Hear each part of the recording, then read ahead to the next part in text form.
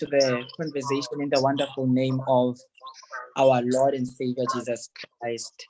My name is Tabam Mukoshi. I've been requested by the Wesley Guild SA team to come and introduce to you the speaker for this afternoon, for this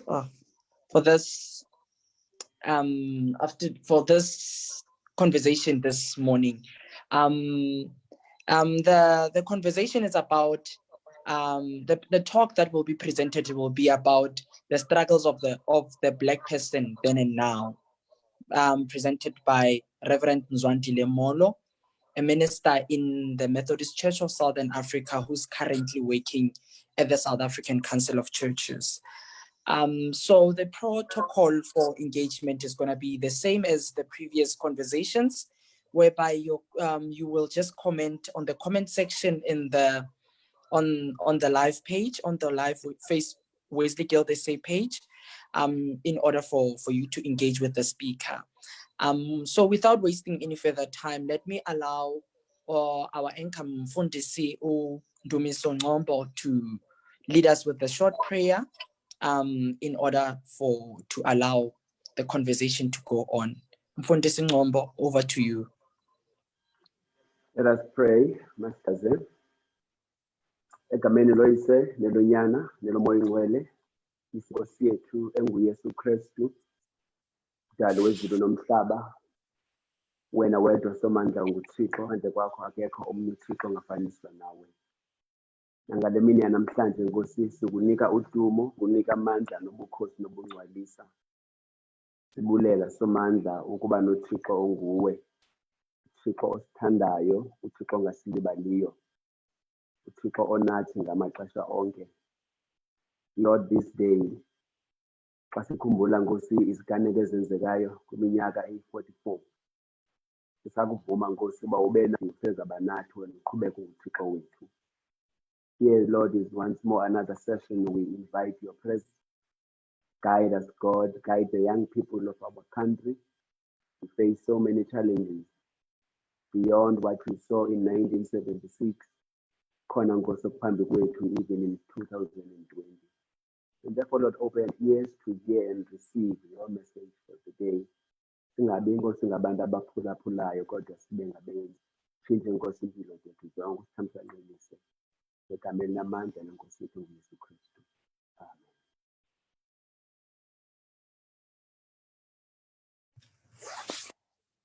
Amen. Thank you very much, Reverend Ngombo. I'm gonna present to you our first speaker, presenting a talk on struggles of the Black person then and now. Mfundisi Reverend Mzwandile Molo, a minister in the Methodist Church of Southern Africa, who is currently working at the South African Council of Churches. Welcome, Mfundisi Mzwandile Molo. Over to you. Thank you, Tabang, and greetings to everybody who is part of this conversation. Those who are seen by Zoom, and those who are participating through Ilendo Facebook. I want to apologize for starting later than we intended to. And part of the reason is my own technological challenges that I could not connect as quick as I should have, and therefore I delayed the proceedings. So I want to start by saying to all of you, those who have been waiting for this conversation to commence, please forgive me. I delayed the proceedings and I ask for your forgiveness to that. Presuming that you have forgiven me, I want then to firstly express my gratitude to everybody who participate in this kind of work. Indeed, the challenges that we live in through COVID-19 don't only amplify the fault lines of our society, but also create new ways of congregating and meeting. In this sense, it allows us to come together. I am quite alert to the challenge that time is against us. And I've asked that you, the listener, be the one who guides our conversation by the questions you raise, by the issues you want addressed, So I want to encourage you, even as I begin my brief introductory remarks, for you to please put on the questions that you want answers, or the issues that you want engaged, so that this engagement is consistent with what you want to talk about, rather than what things Mzondile Molo sits and thinks about and meditate on. Having said that, the occasion of our gathering is one of remembrance of what happened 44 years ago, where young people in Soweto as a focal point, but nationally in different parts of the country, began to stand up against that which was evidently and obviously demonic and evil. And they stood up as young people to protest and reject a system that subjugated them, but not them alone, but those who came before them. And therefore they emerged in the streets of Soweto and subsequently in other streets in the country to do 3 or 4 things, at least in my view, that I think can be instructive for our conversation today. And the 4th one is one that I will try to bring to us as the community of faith. The first thing that I think the young people of Soweto began to do was to connect their pain not only to the issues of language that was in front of them, which indeed was a serious issue, where Afrikaans was imposed on them as the basis of teaching, of communicating information, of communicating ideas, of communicating metaphors. And indeed, that struggle is real and is very, very important. And if any of you young people who are here, do want to spend some time around that, please look at the works of people like Ngugi wa Thiong'o, who reminds us again that language is not a neutral instrument, but language is a carrier of a culture. That language is a carrier of imagination. Language is a framer of how people think. So therefore, the issue of fighting Afrikaans does not simply become an issue of simply saying there is a language called Afrikaans, I don't like the way it sounds. It is a struggle against a domination in imagination, a domination in thinking, in domination in metaphors. And because it is symbolic of that, it becomes then a fight not only about language, but the struggle against dislocation, a struggle against the suicidal or the genocide of culture, a fight against the reality that when you allow Afrikaans to become that which defines how you think, that defines your imagination, that defines your metaphors, you are losing something about yourself that disconnects you to your own agency. And therefore, that became the fight of that. And that was a connection to struggles that came before the issue of apartheid.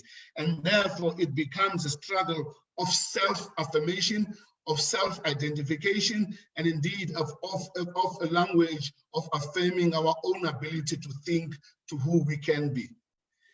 That struggle, as they expressed that in 1976.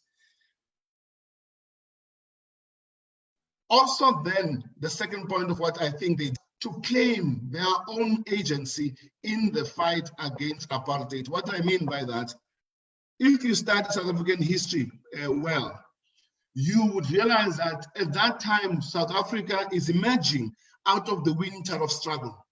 South Africa is emerging where Mandela and them are in jail, Oliver Tambo and them are in exile, Utata Omakwetu and them are in jail. And what you find, therefore, is that from the mid-60s, almost to the early 70s, there is this quietness about the Black people's ability to stand up and redefine and take up the girdle of struggle.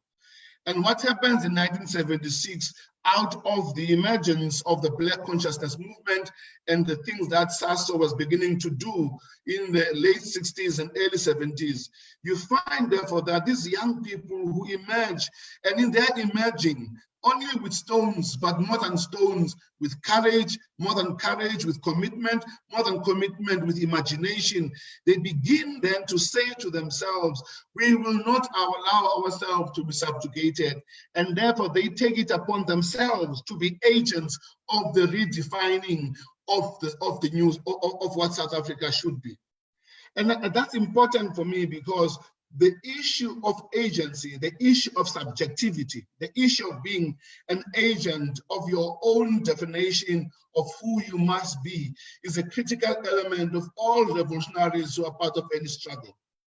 The greatest defeat of any person is the one that is unable to assert their own agency and therefore become a producer of their own life and their own imagination. So in that sense, they then fought hard to make sure that the issues around agency are put back on the floor, and they took control of what South Africa must be.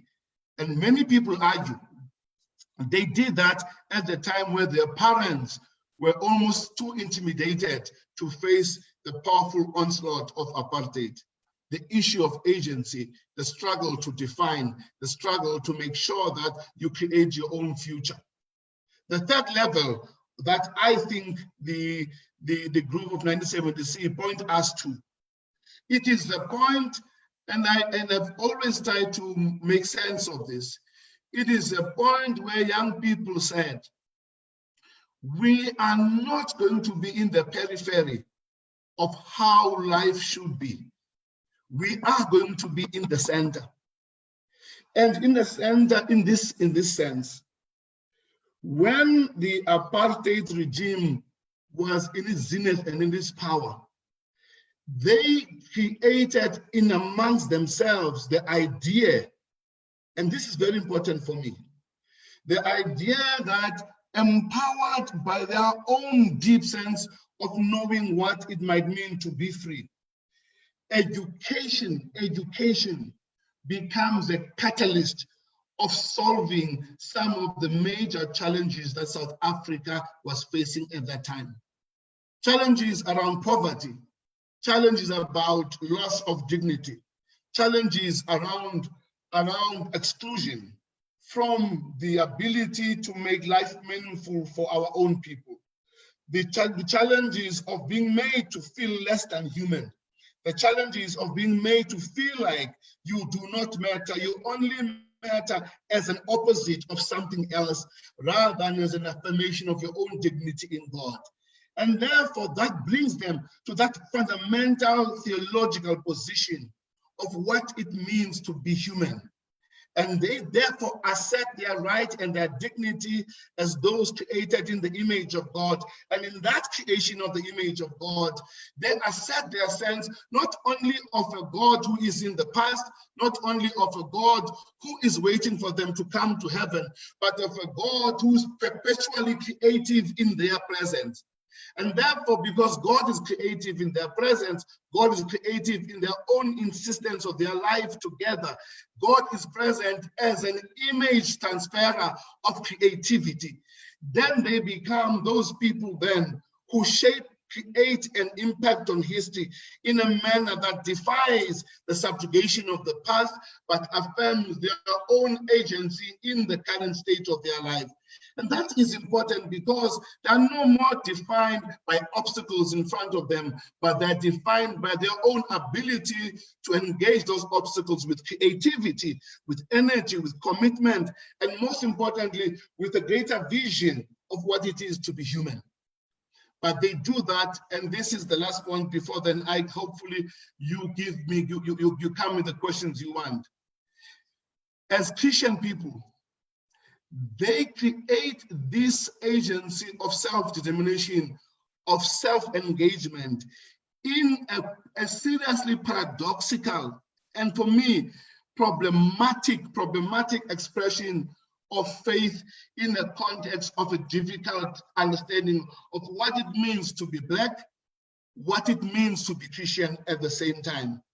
And I do this, and I want to remind you who are here, and because I hope this way we are going to spend a lot of time as we engage with one another. I want to remind you, and I want to go to you the works of Nkai, when in Nkai, during the time when he was celebrating the arrival of a British Prince of Wales. And I want to quote 2 lines there that I want you to reflect on as a continued struggle for ourselves. Nkai says, and I want to read it in Xhosa and then I'll explain it to others. He says, "Hayi kodwa iBritane enkulu." Then he says, "Yeza nebhotile neBhayibhile. Yeza nomfundisi echage ijoni." I want you to grapple with that paradox. That Britain, in its blood of Christianity, which makes our people need to live in this paradox of this civilization that brings Christianity, but it brings ibhodile. And you can debate what ibhodile might mean, but especially in the context of COVID-19, with the opening of alcohol spaces, and see how our people respond to that, and see how we respond to that, and ask the question, when Nkai says iBhayibhile nebhotile, and then he says, umfundisi echage ijoni. In other words, Christianity itself, and as part of the heritage of June 16, needs to ask the question, how has it participated in the subjugation, cultural genocide, and imagination of Black people as they seek to find their way in the world? And how is it now that in 2020, we are seeking now to ask the question, what is the fundamental difference of 1976, even before, and where we are right now? And if we ask that question, in my view, as Mzwandile Molo, we need then to answer this basic question. The first one, indeed, has the task of reimagining who we are as African people, as Black people in the context of our history. Has it achieved that which we needed to achieve? My submission is, there's a way forward, but the truth is, that struggle of reimagining, of redefining ourselves, still is a big challenge we need to face and answer. I'm going to be silly here. I'm a Liverpool supporter. I like football. But if I look seriously in my history, I don't support Liverpool by accident. I support Liverpool because I'm part of a British culture that was transported into my African experience. And in the 80s, because of the British influence, football was transmitted to the images, to the power of the British Empire that allowed itself to capture my imagination. And in my imagination, I connected more deeply and more with what was happening in British football than what was happening in us. So therefore, if I have to understand my own sense of who I am, I need then to make sure that I am true to the fact that I'm also a product of that imperial cultural experience, that I need to engage and decolonize in my own sense, so that my support of football is not one that is naively thinking I'm supporting those who play good football, but football itself became a transmitter of the culture that comes with being part of the British Empire. The same way about Christianity. Christianity, the images we speak about our faith are ones that I believe need serious reflection. Let me make a simple example again, and then I will ask the questions to come. When we open Umbhede Shwemini Tower, we open Umbhede Shwemini Tower with the wonderful words, Okhohlakeleyo, awuguquka. I'm struggling currently with that way of speaking, because I, as a Black person, emerge out of a Christian tradition that has made me feel bad about myself, that made me feel bad about who I am, that dehumanized me over time. And therefore, the church, as I enter the church premise, my point of engagement with the church is the ugly side of who I am, rather than the side that God loves about me. I don't meet a God who loves me. I meet a God who judges me. And because I meet a God who judges me, I now must look at myself as something worthy of being judged, rather than something worthy to be loved as a point of entry. And I say, the struggles of redefining ourselves still remain. The struggles of being excluded economically still remain. The struggles of being in the periphery of reimagination and reshaping the world are still the same. Education is still a privilege of a few. Good quality education is something that those who are left outside of it live with the reality that they suffer, because education is a preserve of those who've got the means. I don't have time to talk about what that means to engage those of us who are now the political elite, who are now in connection ideologically, materially, with the realities, even in religious circles, with the dominant forces of our time. I'd like to stop there for a minute and perhaps then ask that I be guided by the question that people raise, and I can see where I can go. Thank you very much.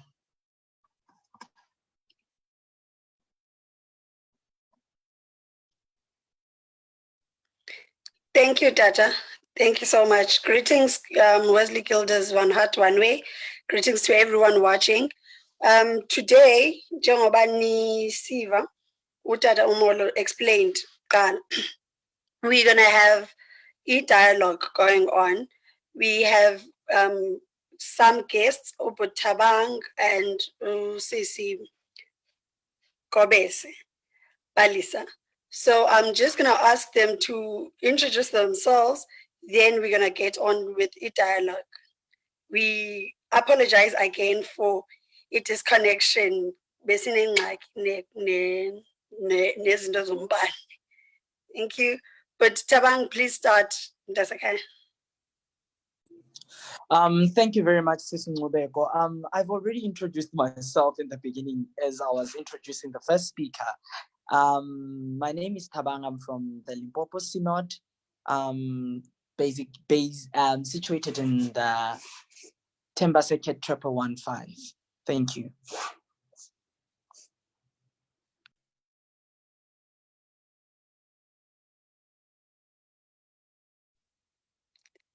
Sis Palesa, are you there, Sisi? Yes, I think I'm there. Can you hear me? Yes, we can hear you. We can hear you. Oh, my name is Larato Kobe, not Sister Balisa.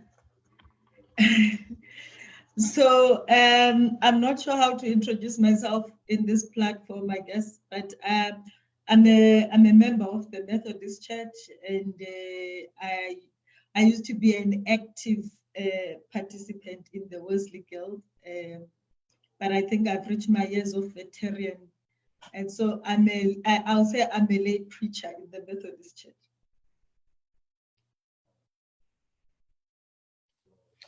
Okay, thank you, Sis Lirato, and I apologize for that. Tata Umolo, we have questions from Pelele Zosiwe. His first question, Uti, in a South Africa wherein the English is the medium of instruction, shouldn't we, the youth of today, borrow a page from the youth of 1976 and fight to be taught in our own language? Can we engage on that question, please? Thank you very much. Thank you very much. Thank you very much. Kayana, who asked the question? Ngubhutisiphelele Zosiwe. Okay. Ubhutisiphelele Zosiwe. Indeed, Bhutisiphelele, the tactics might differ in terms of that struggle, because in reality, we are not living under the repressive regime of 1976 in apartheid South Africa, and therefore we might have different tactics on that. But in reality, the quest to find our own languages as a carrier of and a definer of who we are is a commitment to assert our own ability or agency to think, to act, to evaluate, to reimagine. Those are very important pursuits for any civilization, let alone people who have been subjugated into a into the oppression that we went through. So there is no question in my mind that there's a need for us to engage the question of what it means to assert our languages as a gift to not only to ourselves, but to the world. I'm going to ask you, because we don't have time to do this, I'm going to ask you again to go back and look at the work of Ngugi wa Thiong'o on what is called decolonizing the mind, and the conversation it raises around that, and how it is that even Otiyo Soga, even Odlomo, and those who started our own newspapers in our own languages were using that to communicate the things that we need to communicate in our imagination, not because they don't know English, but precisely because they knew the power of language. The last thing I want you to do, please Google, if you may, a lecture by Mahmoud Mamdani on Thabo Mbeki lecture that he gave, I think 3 or 4 years ago, that he gave at UNISA, where we spoke about the issues of language. And in that lecture, arguing for the reemergence of the language for Africans themselves, our own mother tongues. He even then illustrated to us what Africans did. And indeed, it does say Afrikaans to some extent is an indigenous African language. We might differ with that when we want to do here. But what he says in that context, he says, if you look at what the Afrikaners did to invest in their language, from resourcing, from academic research, from the commitment to use their language at home and use it in the academic circles, they then were able to define and redefine the language of the time and allow it to speak in a way that over time it got academic credibility. His argument therefore was the failure of the South African state, the failure of South African society, the failure of the South African intelligentsia was to critique Africans and don't apply the same critique to English. And therefore, in its displacement of Africans, English becomes the predominant language of the nation, to the exclusion and therefore to the death of others. And I agree with you. We need then to make sure that we find the struggle to say, how do we make sure that our mother tongue is not left in the history dumps of past nostalgic remembrance, but it is part of our own, indeed, commitment to imagine and think. I went to Brazil in 1996. And when I was in Brazil in 1996, I found a strange phenomenon. You get there and you say, what do you speak? They say they speak Portuguese. And you say, what's the second language? They say the second language is Spanish. Then you say, where are the no mother tongue languages? The answer is, they are simply nostalgic remembrance with no relevance to what it is to be a Brazilian. What a tragic state. I hope South Africa never gets to that place.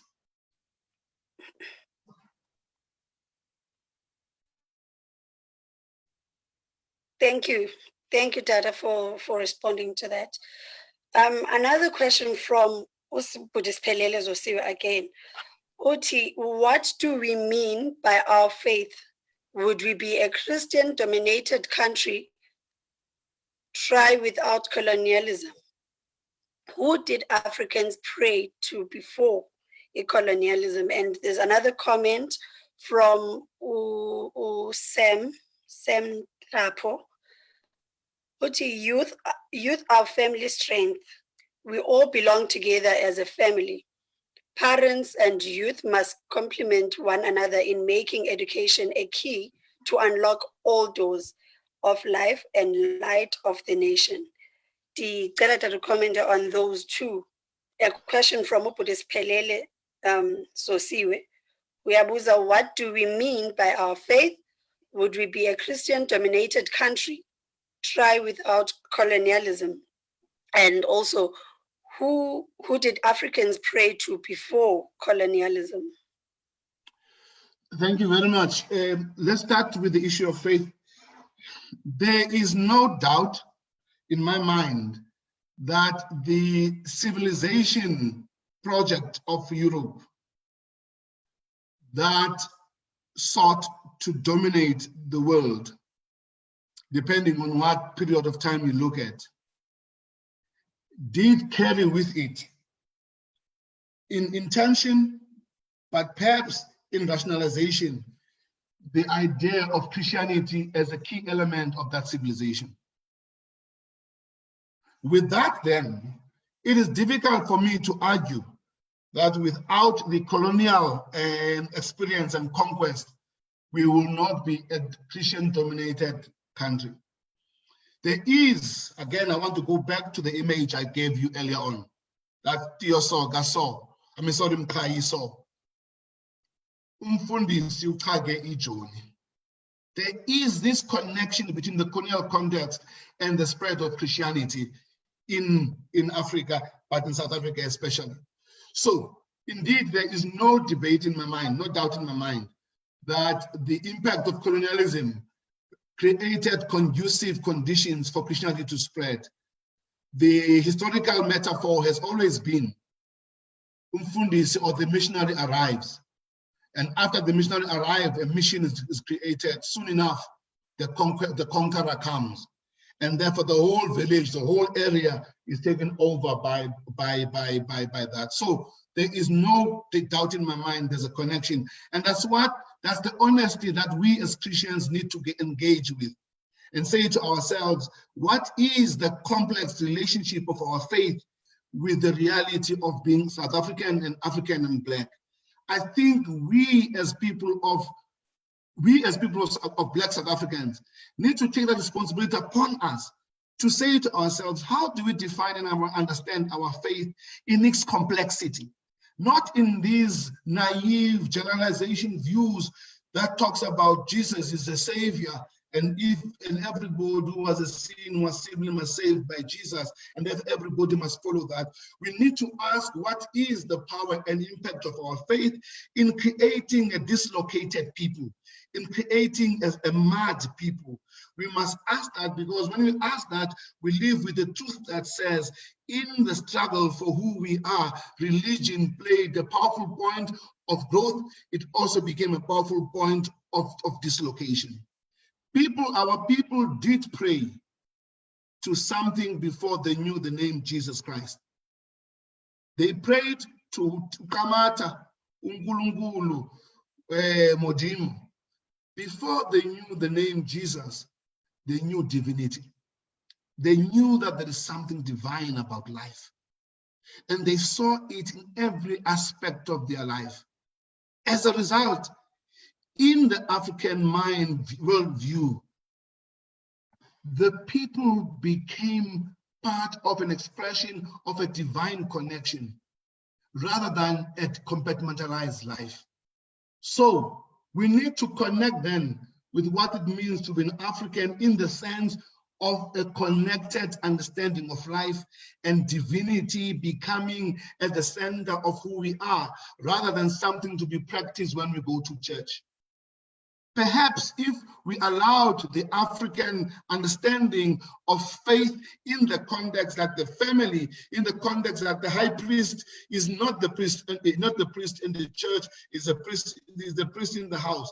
Perhaps if we're able to connect with that, we would be in a position that allows us to say, in the compounding of problems through COVID-19, how does faith become a combiner of people, combiner of lives? Because for the African mind, there is no compartmentalization of religion practice out there and life out there different to that. And for me, what we then need to connect is to understand, what does Christianity teach us that depends on a connection to life? And what does African culture amplify that brings out the voices of life connected with God through the biblical tradition that has ended up being Western? Then around education, it is my view that there are two things we need to do. We need to ask ourselves as a nation, if we want to break the back of poverty, exclusion, and the poverty of imagination, what are our choices around education? Are we investing not only money, but are we investing our thinking and our commitment around education? Why is it, why is it that a school will be destroyed in our own eyes and we watch it, we see it, and we as society, as that community doesn't stand up and say to everybody, we will protect this school because through this school, we are creating a different future. When teachers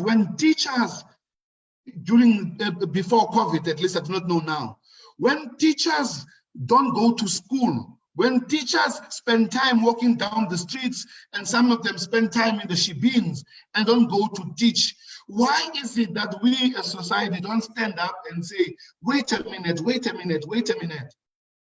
You cannot do this because you're not playing with your own future, you're playing with the future of this community. Why is it that we as the church have schools that are so expensive, yet exclude the majority of people who need those schools more than anything else, and we continue to call them church schools? Why is it that we are comfortable by taking our children out of the township to schools in town? Because they're in schools that are going to get better education, and we camp them into bakkies, we camp them into kumbis, and we take them there because there we believe there is better education at the moment when our own children, our own schools are unable to produce the realities of a changed world. We as the church, we as the nation need to find a much more fundamental commitment to what education is all about.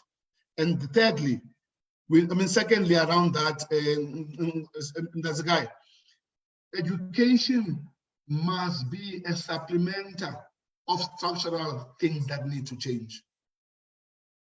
Education must be a pathway to supplement and complement what life must be if we are going to change. There are systematic things that are part of South Africa.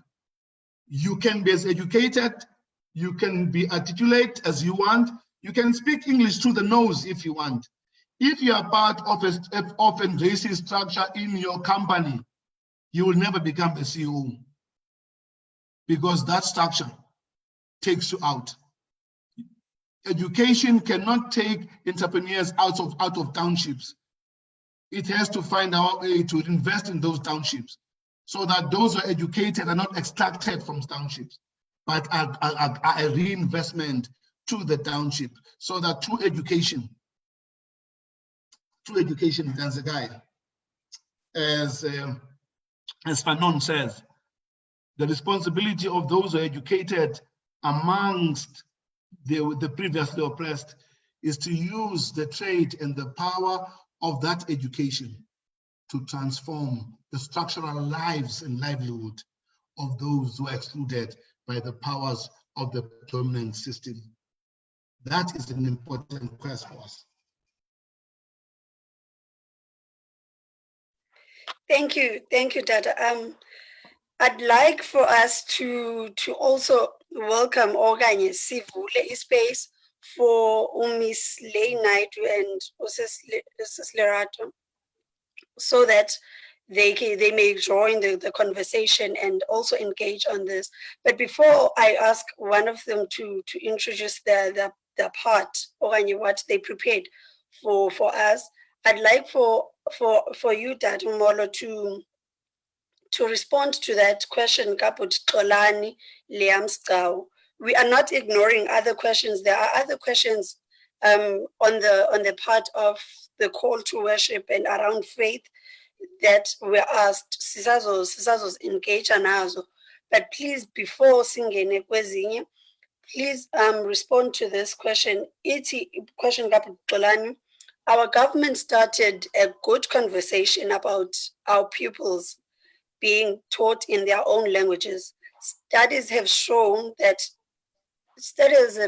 in China, Uruguay, and Germany that pupils taught in their own language are most likely to learn quickly than that taught in foreign languages. So our pupils struggle because they have to learn a foreign language first, and whatever module concurrently, making it difficult for them to learn at a fast pace. Whilst learning the language, they fall behind with the module because they first have to learn the language first. So based on what you were just talking about now, about us taking our children elsewhere because we feel like they'll get better education there. So why then is it not implemented that our government started about our pupils being taught in their own languages? Could you please respond to that, Dad? I do not know why. I mean, I'm not the government spokesperson, so I'm not quite sure. What I have heard is the most important question that has been raised is the issue of resourcing. The issue that people have raised, that they have engaged on this matter with the seriousness that this matter deserves, is that you need to invest a lot of resourcing to developing a language from a spoken language to a research language to an academic language that allows you then to engage in that way. So I guess my answer is, what I've heard is people are saying that the resources are not there. And if you complicate the matter further in South Africa, that you are dealing with South Africa with 11 or so official languages, therefore you need to equitably then develop the language of others. I know that there was some excitement, I think 2 years or so ago, that there was a study of PhD done in some African language. I think it was Xhosa, it was Zulu, I think the major one. I can't remember now exactly. Don't quote me on that, but I do know that there was some work done to elevate some of our languages, but investments are needed. And that means, part of that investment, it means the corporate South Africa, that group in South Africa called the Black Diamond, that group that has benefited so immensely in the development of the last 24, 27 years, where before 1994 they had no money and now they're billionaires. That group of people, we as Black South Africans need to hold that group accountable and say to that group, with your billions, where are your investments going? Where are you spending your money on? What is the culture that you are producing?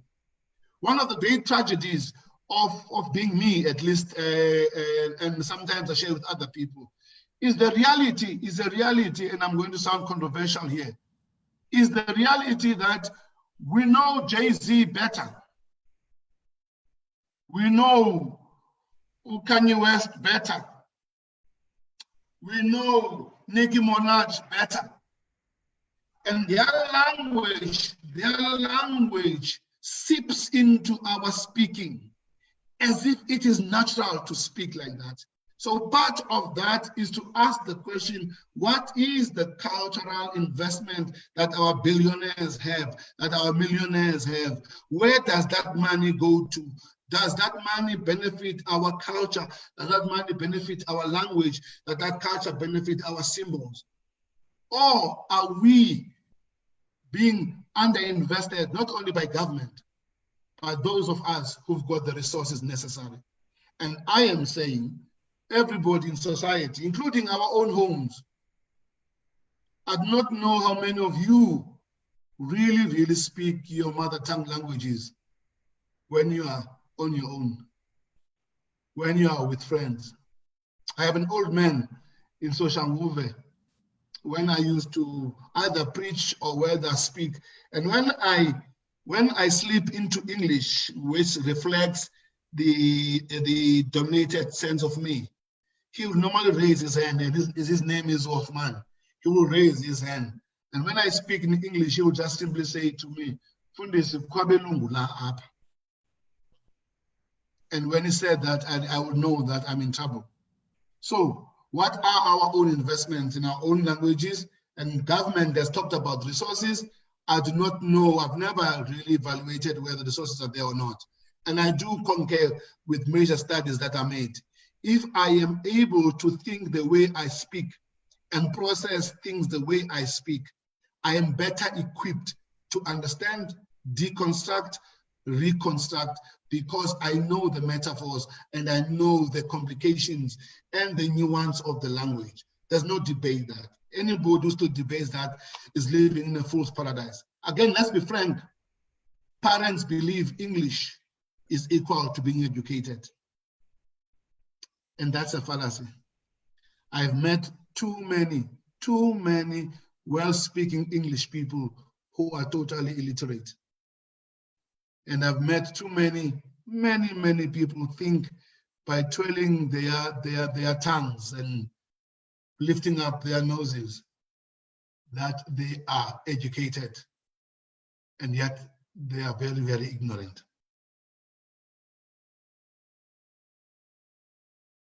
Thank you.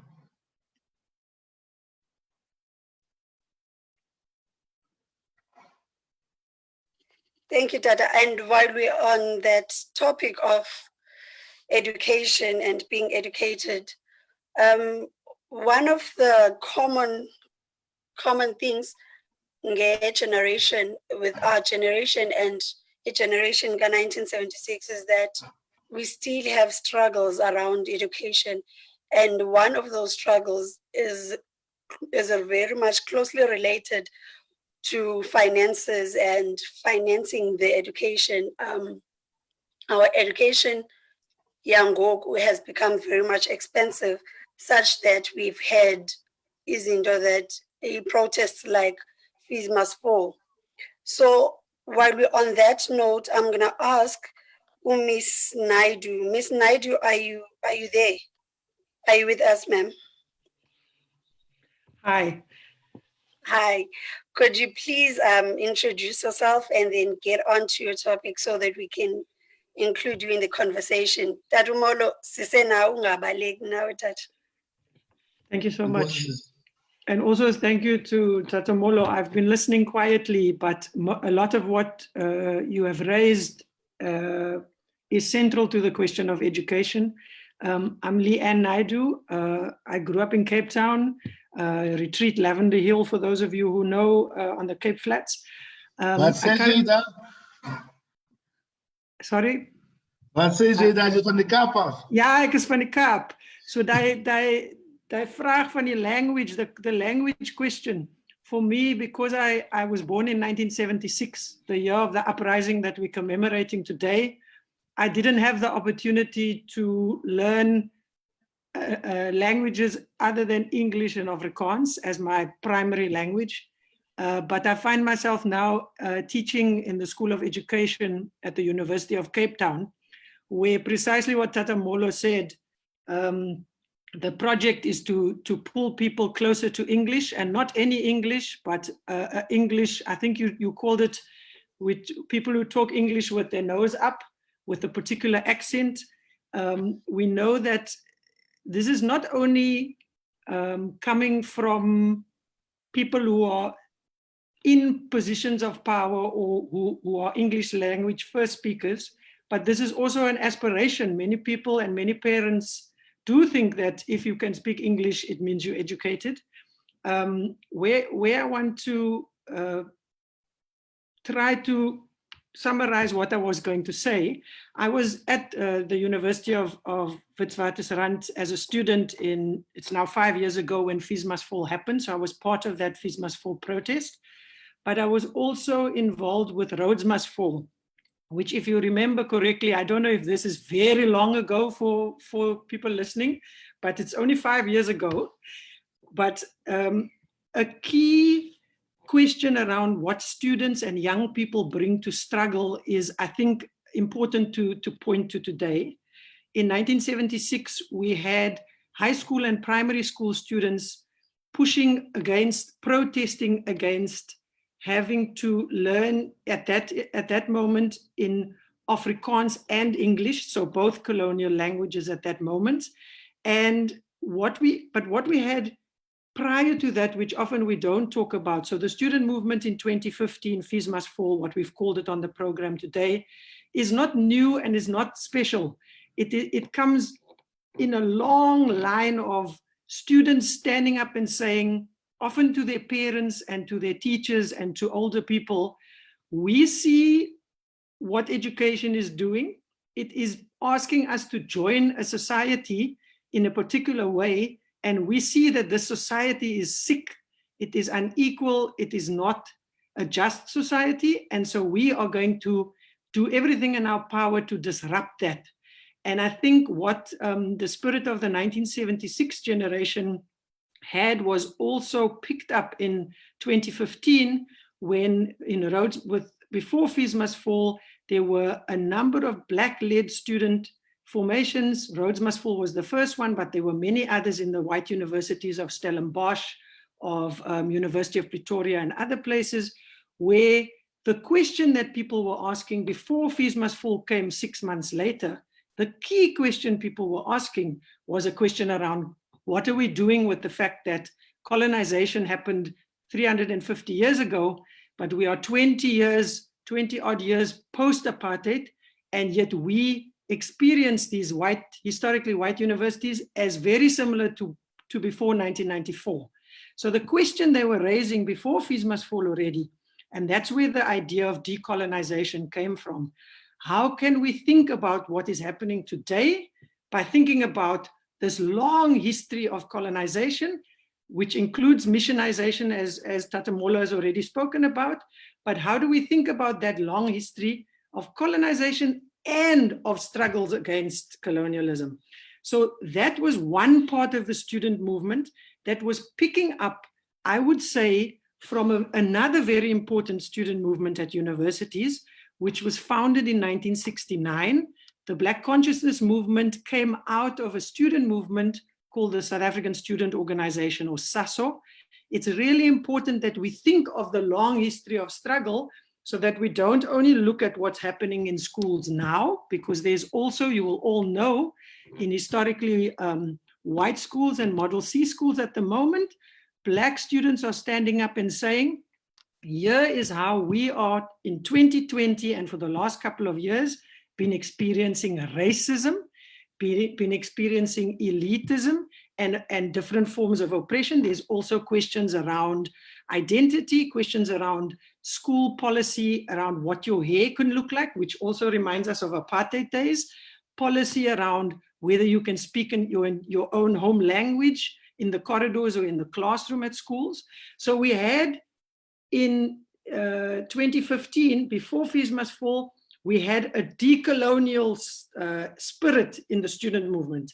And I think in 1968, if we look back, we had a decolonial spirit. Steve Biko, Mampela Rampele, Bani Pitiana, June and Johnny Issel, all of these Black consciousness leaders, student leaders, who were asking a very important question. And it also goes back to what Tata Mola was asking. They weren't just fighting for white education. They weren't just saying, we want to be like the Model Cs or we want to be like the private schools. They were saying, we think that that kind of education is part of what is creating oppression in the context of South Africa, then apartheid South Africa. And so we're not fighting because we want to be like the Model Cs and the private schools. We're fighting because we recognize that that kind of education is part of the problem. And so we want to decolonize that. And their primary way, which was really an important contribution to the broader anti-apartheid struggle, not just to the student struggle or the education struggle, was that they were saying education plays a primary role in oppressing people. And so I think it's Steve Biko's quote that many of us know, the most important weapon in the hands of the oppressor is your mind, is our minds, is the minds of the oppressed.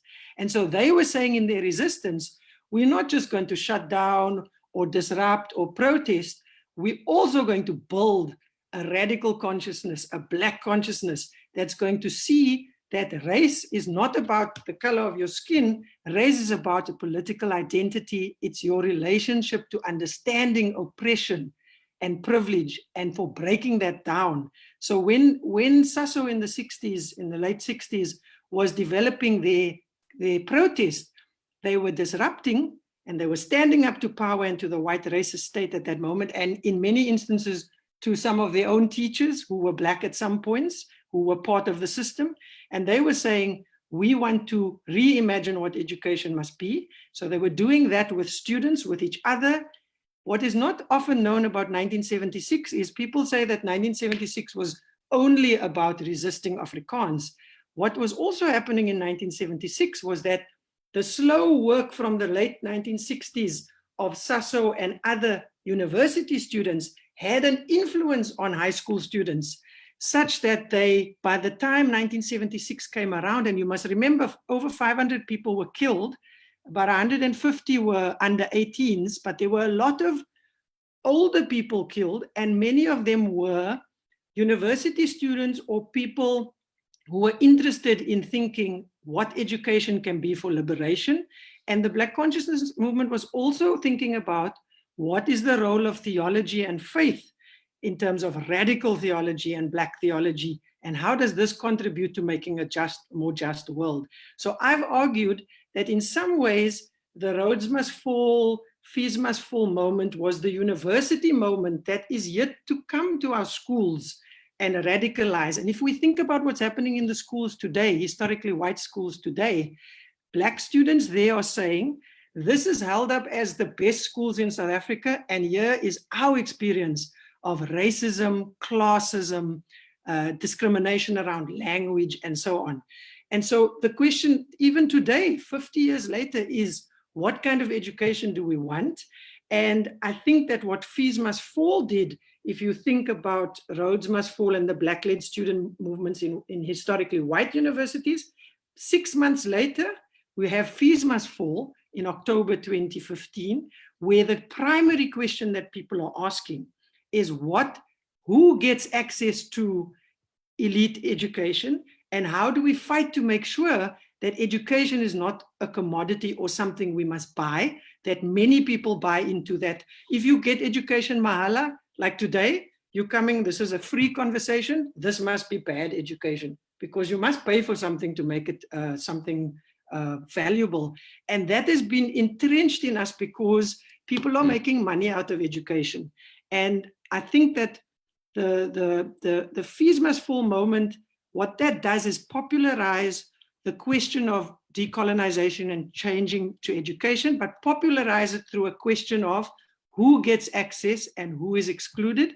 And for a call, and where these two student movements come together beautifully, is the call becomes, we want to fight for a free, decolonized, quality education for everybody. So I'll stop there because I'm assuming you need to take some questions. Thank you so much, Ms. Leanne. I'm sure the viewers will ask questions when they are ready.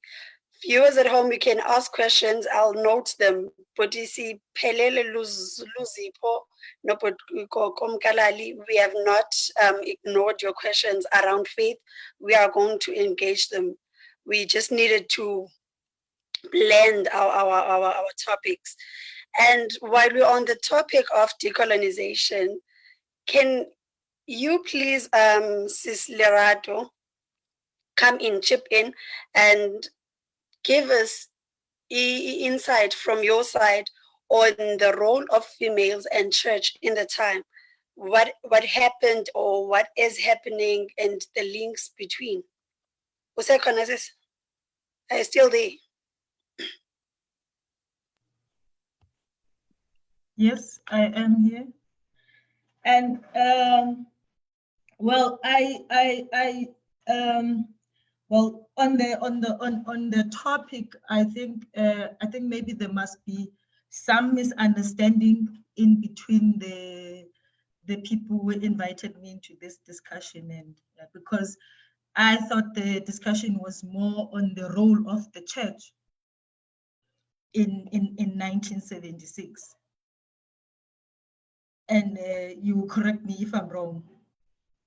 And now I see last night this role of females, and which is, I find it difficult to engage, first of all, because we exactly know that at that time, most of the women activism was like today, we don't remember it because it has not been really documented. But women were there in the, I mean, people like Winnie Madikizela Mandela were part and parcel of the Methodist Church. So they were doing their activism, but it was usually outside of the church, because the church itself didn't allow this kind of engagement with apartheid and colonialization.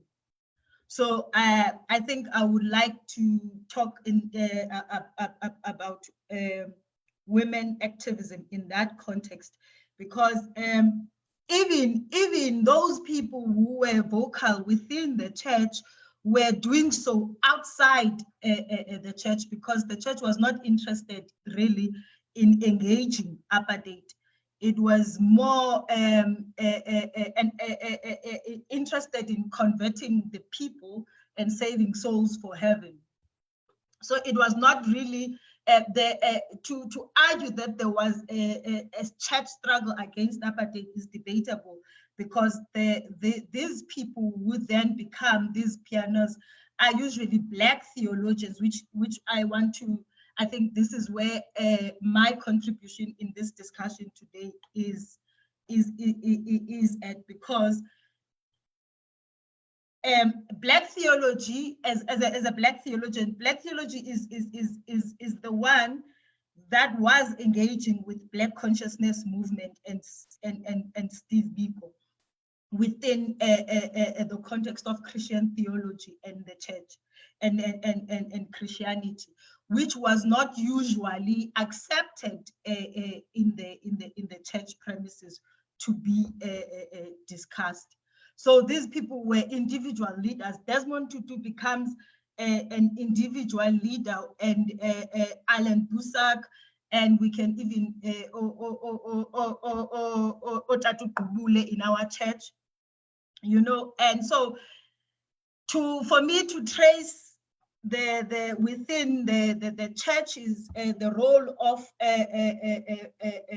females within the church is a difficult endeavor, and I also think it's a problematic one, because women, of course, were there, we're mobilizing already in Sharpeville.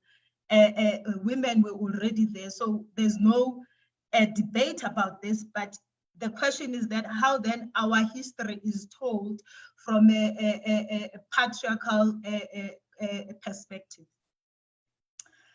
And so in saying so, I just want to talk about the paper that I actually wrote in the context of Fees Must Fall. And it's not just the Fees Must Fall, it's in the context of the Fallist generation. And in this paper, I was drawing parallels between the Black consciousness movement and the Soweto uprising, because the church was really not interested in talking about the injustices at that time and and engaging the apartheid government. It was only until Biko actually directly questioned the church, where he argued that, I'm going to read, Christianity in its introduction was corrupted by the inclusion of aspects which made it the ideal religion for the colonialization of our people. And he argued, in nowadays, in its interpretation, it is the ideal religion for the maintenance of the subjugation of the same people. And I think this is still valid even today, because in our churches, we still don't engage what kind of theology that the Black church needs to engage in order to liberate our people. But within the context of the church, we always want to critique the state, critique outside, other than critiquing us. What are the theologies that we are allowing within our church? What are we teaching within our church that allows the liberation of Black people? And I think the Foley students, they do something interesting within the context of university. And we have your EFF and your Andile Motama, Black Land First, and all these people engaging the state.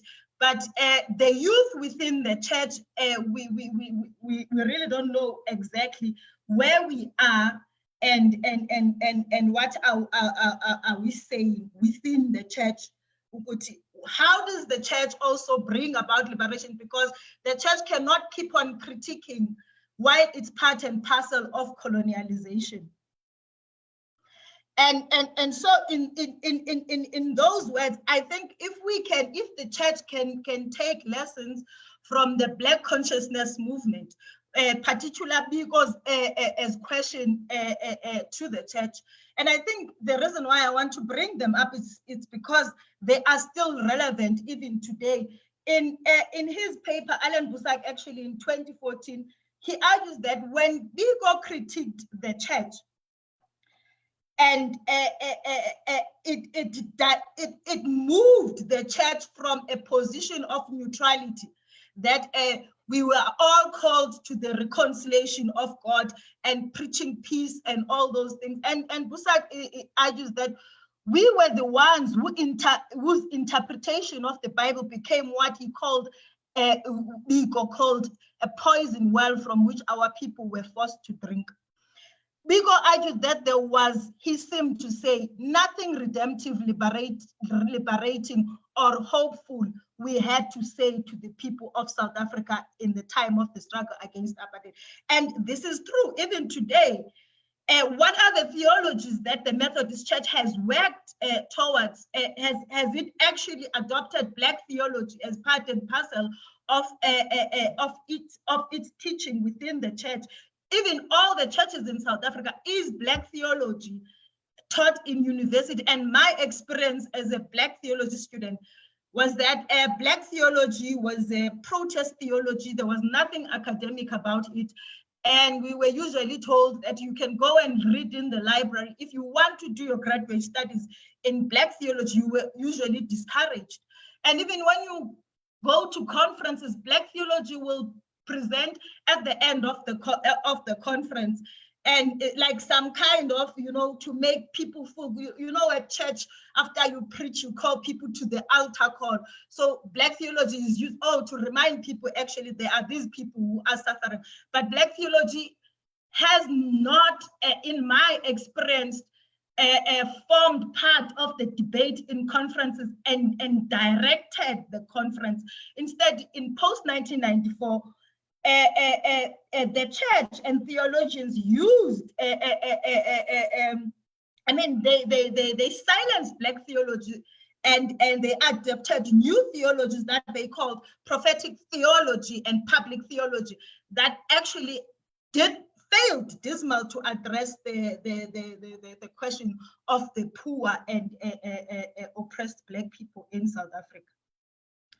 And so Alan Boesak speaks about how Biko influenced them into actually taking action. Other than that, before that, the church was not engaging in any liberative paradigms. And then he talks about the Soweto uprising, and which he calls the revolution of the children. He argues that with their courage, their sacrifice, and their blood, they showed us not only the emptiness of our words, but called for the end of those to be replaced by the deeds of courage and commitment. It was then that we were able to move from a theology of refusal, from a theology of acquiescence to a theology of refusal, from a theology of resignation to a theology of hope, from a theology of protest to a theology of resistance. Then we began to ask the fundamental questions about power and powerlessness. We understood that the issue was not simply one of equality in society, but the issue was what equality in society, but really the question, what kind of equality in what kind of society? We then began to inquire not just about justice and injustices, but also about the nature of structural systematic injustices. We talked not just about poverty, we began to debate the socio-historical process of generational wealth and generational impoverishment. And even what Boesak is saying, it's not like the church was really engaging in these radical questions. In all, if you go through the church documents, they have about 4 documents, the Pella Confession, the Kairos document, the NR document, and the Rustenburg Declaration. When the church was engaging under apartheid, was always engaging in terms of how do we bring peace, bring reconciliation. And I think for me, it's hard for us to have this for this debate when the church is not able to look at itself. That what are the theologies that when I go to the Methodist church on Sunday, people in the Methodist church care about being Methodist and being a John Wesley followers, rather than the people that they need to serve, like rather than the Black people in their communities. So in church, you become nothing if you really don't engage in terms of John Wesley. I mean, I have someone who told me that Black theology was racism. And these people are in the leadership of the church. So I'm not sure how to engage in this dialogue at this time, because our church really has not taken serious decisions in terms of education, what we teach our kids in Sunday school, and all these things. So for me, I think I'm going to end there, but it's a difficult discussion to have within the context of the Methodist Church.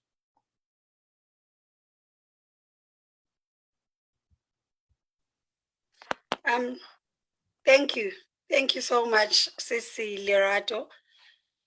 Rev Molo, are you still there? Thank you so much, Sis Lerato, for your input. We are listening, and the viewers at home are also listening, and we are going to engage each other on these theologies and this debate. These conversations we really just need to have those conversations more often, even in church. And more than just having these conversations, I think we really need to have a way forward and implement on ezinto ezithethwayo, not just sithethe siphikisana okanye sibuzana kuphela.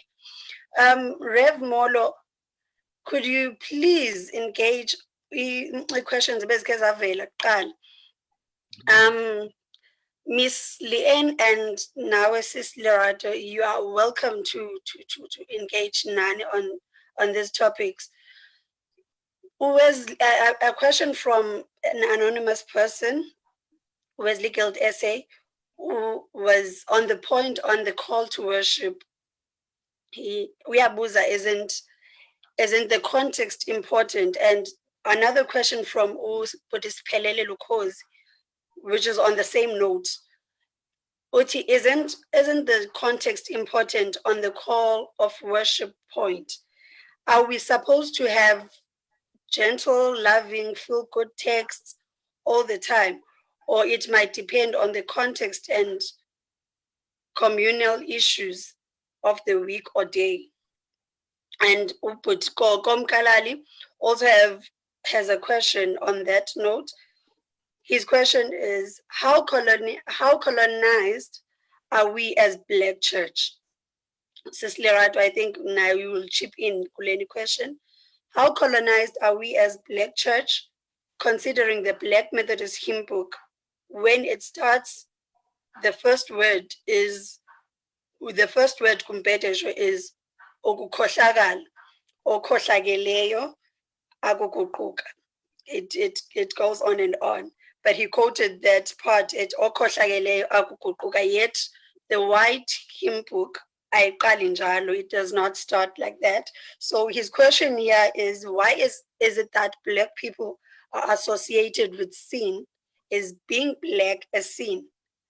Are those questions noted? That? Thank you. Sis. This is emblematic for me of the challenge we face. Indeed, context is important. There's no debate about that. And indeed, I'm not arguing for soothing texts that soothes us. I am far from that. I actually think there's nothing more dangerous to a soul that is living in a paradoxical and complex world than a pacifying and deodorizing, soothing text that doesn't allow them to engage the complexity of life. I find that very dangerous. So I have no doubt in my mind that context matters. And indeed, if you go back to that hymn book that we so much love, we really have to go back and say it's that original language, or Kotlagele or whatever, is not even about being African in any way sense. It's a product of Wesley's time in Europe. And therefore it reflects that reality. I don't have time. Sometimes where I want to be controversial, I even ask ourselves to be very careful of our affinity to Usiak Dumisa, where we create the impression that Usiak Dumisa is an African creation. It is not, and we don't have time for that. We'll talk about that some other time. But for now, it is clear in my mind that my critique of that moment is our point of entry with God. Our point of entry with God cannot be one that affirms the negativity that which society has told us already about who we are. I have a serious problem with this idea. You have a people who are so subjugated, who are made to believe that they really are nothing. That inherent in being Black is being barbaric. Inherent in being Black is the inability to find a moral compass for your life. Inherent in being Black is this inability to make the right choices, to make the good choices. You become in many ways a definition of what sin is, because in you there is no ability to articulate clearly that which you consider to be morally right. And indeed, this is not only a Christian phenomenon, it is a Western civilization perception of Africa. Some of us who like Hegel, the philosopher, need to go back and read what Hegel says about Black people. about how Black people are almost formless, are almost in an animalistic state, that because they're in that animalistic state, they're able to emerge out of it because they have not yet been synthesized into becoming this wonderful civilized being that is found in Europe. And therefore, Christianity and Methodism in this sense has to ask itself, what are the messaging that we are doing that stereotypes through our rituals? And what are rituals? Rituals are activities done by community to communicate certain messages by word, by singing, by actions, by all the things we do. Rituals communicate something much more than what the words gave to them, because through rituals, we re-inculcate, we re-indoctrinate, we reinforce that which we teach outside of it. So Black people cannot start, in my view, from the point of entry to God's space is how bad they are. By the way, if I understand my Bible well, we are not a product of Genesis chapter 3. We are a product of Genesis chapter 1. Genesis chapter 3 is the consequence of sin. We are not created by sin. We are created by love. And therefore, our point of entry must be the God who's so radically in love with us, to the point that his quest for justice for who we are and where we live in systems that oppress us, that must be that fires us up, that makes us connect with that God who says to us, wherever you are, where justice seems to destroy you, I, my God, will raise my hand against those who oppress you. That's the point of entry. That doesn't mean we are not sinners, does not mean we don't engage sin, but we engage sin on the basis of being loved, rather than being engaging sin on the basis of being defined by sin. Sin does not define who I am. Love defines who I am. My inability to live consistently from that love is not a reflection of who I am, it's a reflection of the bad choices I make. And it is my belief that Black people need to engage that for themselves and liberate themselves from that. And I'm quite happy, and I hope we'll give attention to what my sister raised around the theologies that we are doing. I think there's some wonderful conversation we need to have there. And I do agree with the person who raised there later and says, we must resist any suggestion, any intimation that Blackness equals being sinful. We must resist that with every effort that we have, because Blackness is beautiful. Blackness is powerful. Blackness, if we had time, I will tell you now that Biko was right, that the salvation of the soul of the world is firmly left in the hands of the Black experience. There have been, if you look at the history of the Black experience, and if you look at the history of white or Western Europe in the main, you would find that hate and revenge has been a great motif in the development of Western Europe, which ultimately arises with Hitler and the consequence of Nuremberg trials that come out of that. But if you look at the Black experience in the face of hate, in the face of dehumanization, in the face of being so mad and so subjugated, still finds the depth of love, to use the experience as redemptive power, rather than as a power for hate, rather than as a power for oppression. And therefore, part of the truth is, part of the Black experience has given the world what Biko calls the face of civilization. Humanity is redemptive, is powers to redeem, has been located in the Black experience, from what Black people have gone through, and how in the face of that power to hate, still believe in the power to love and transform through love rather than hate.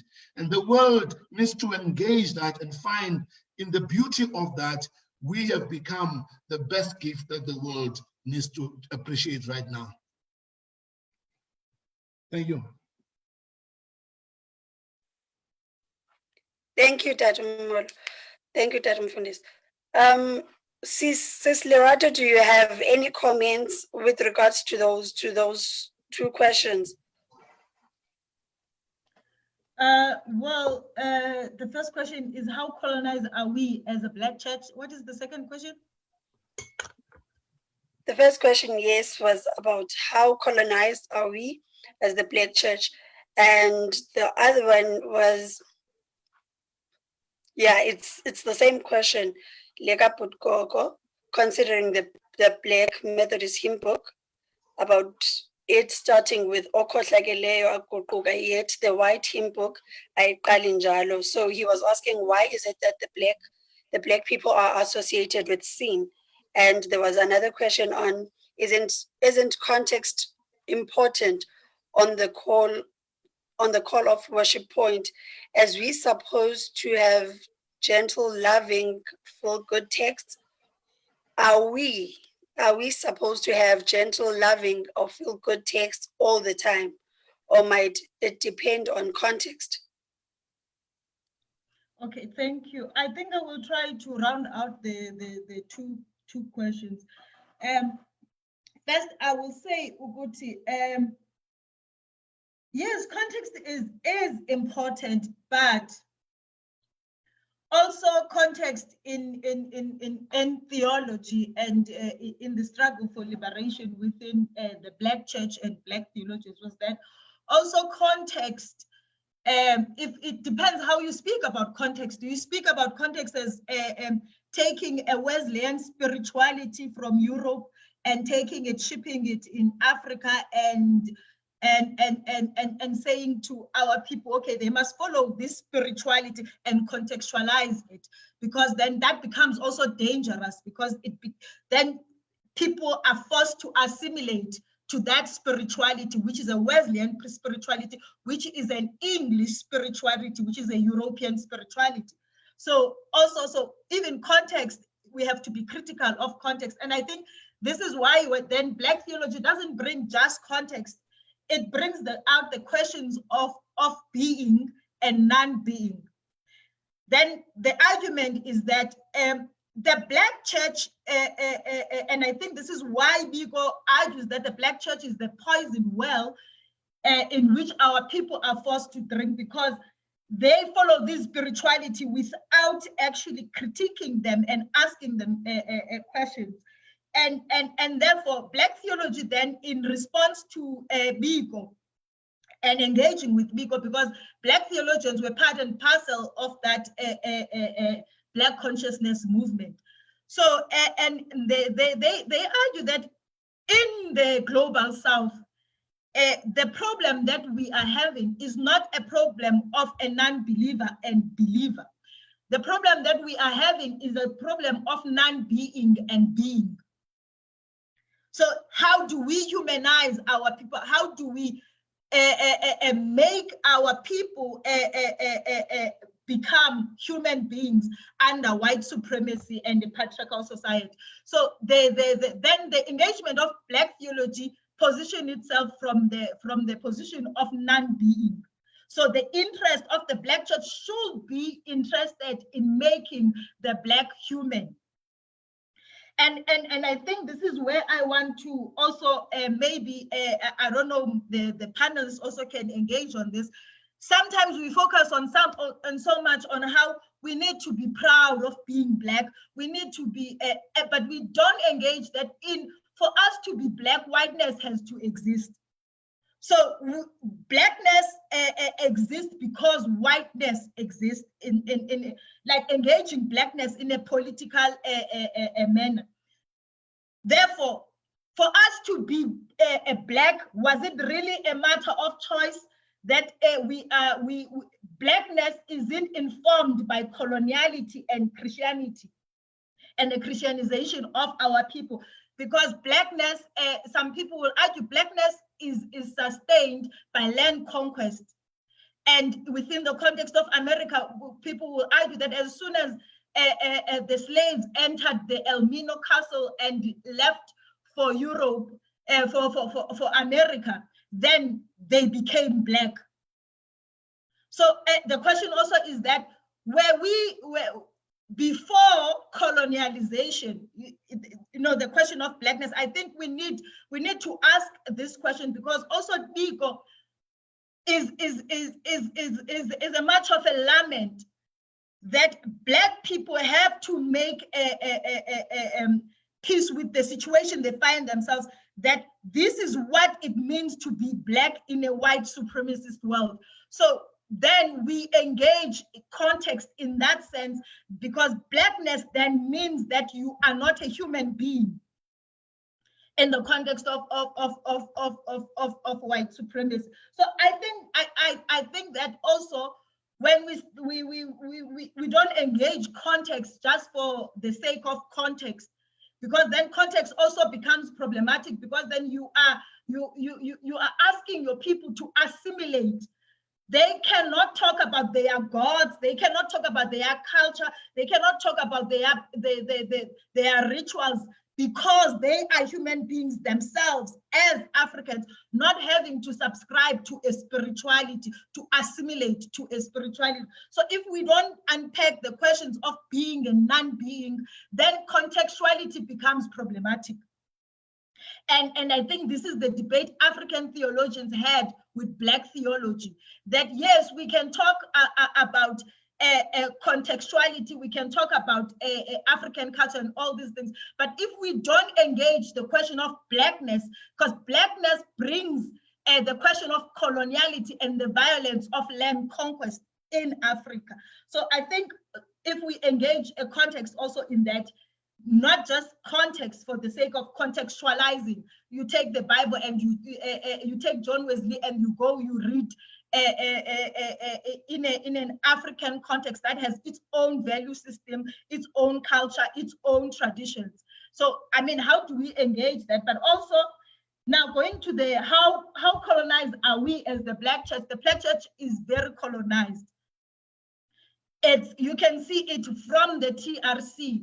In fact, the Black Church allows even the colonization of our African conceptions like Ubuntu, because the TRC, the description of Ubuntu in the TRC, that becomes, so they use even our own sources, even the things that we use as our praise and worship to actually colonize them, to Christianize them, because Ubuntu then in the TRC become a forgiveness and reconciliation, which is really not true.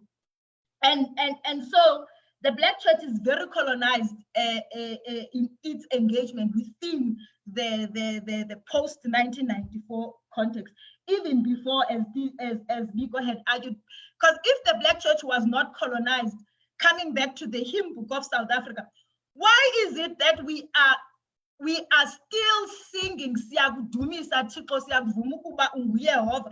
Siyakudumisa is a celebration of land conquest. Is it Tanzania? I think it's Tanzania or some. That song is written in that context when the colonizer manages to kill our people and take our land, and that hymn is written. But we have not discussed the hymns of people like Tiosoga.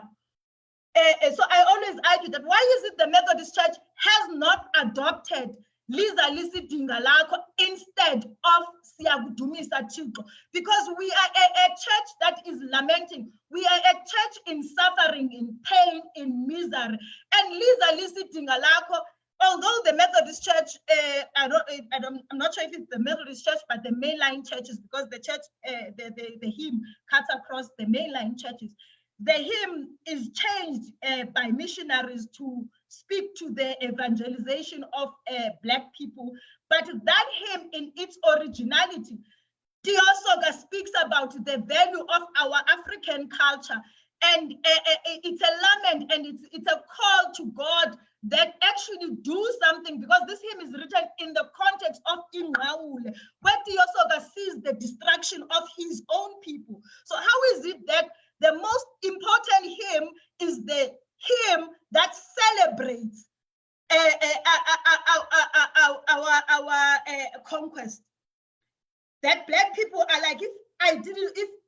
when I get to church after Siyakudumis, I've missed church.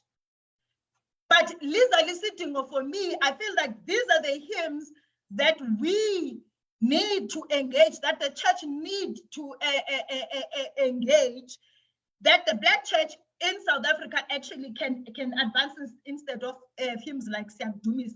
And I mean, we can do a whole historical analysis of Tiosoga's songs. You will realize that Tiosoga's songs are always in the context of an existential crisis. Even hymn 16, which Wazidala Thixo Zonke Izinto. This is someone, also that hymn was changed also towards the end to fit the missionary evangelization. So, but that hymn also, Tiosoga speaks about how people were living here in harmony. They had their lands, they had their culture, they had all these things. But then an enemy came who came and took all that belongs to the people. And those songs need to be revisited and read in their originality. And I think when I'm saying that, what is the theology that we are teaching in our church? What is their church doing without the church wanting to speak about the politicians and everything? Because the church forms part of and parcel of coloniality. So for me, the church as it remains, it is a very colonized church. Maybe our hope within the context of Christianity will be the African indigenous churches that we as Methodists we usually look down on, because these are the churches who engage in terms of African spirituality.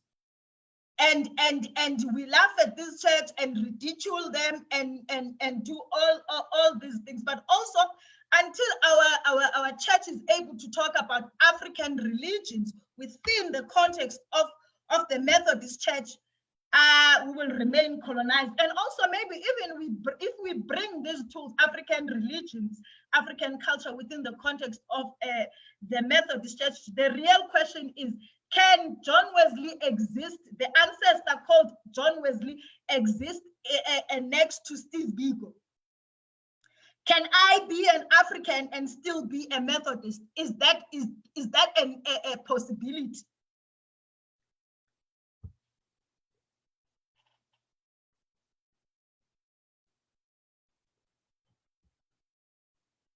Okay, I'm done.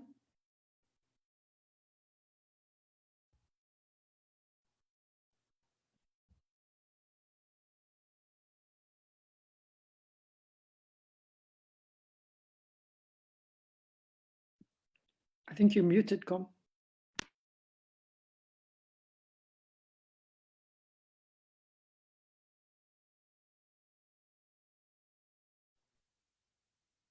Hello. Hello. Can you hear me now? Yes. Okay. I think it's high time we ask these questions, or I give those questions to you from the viewers.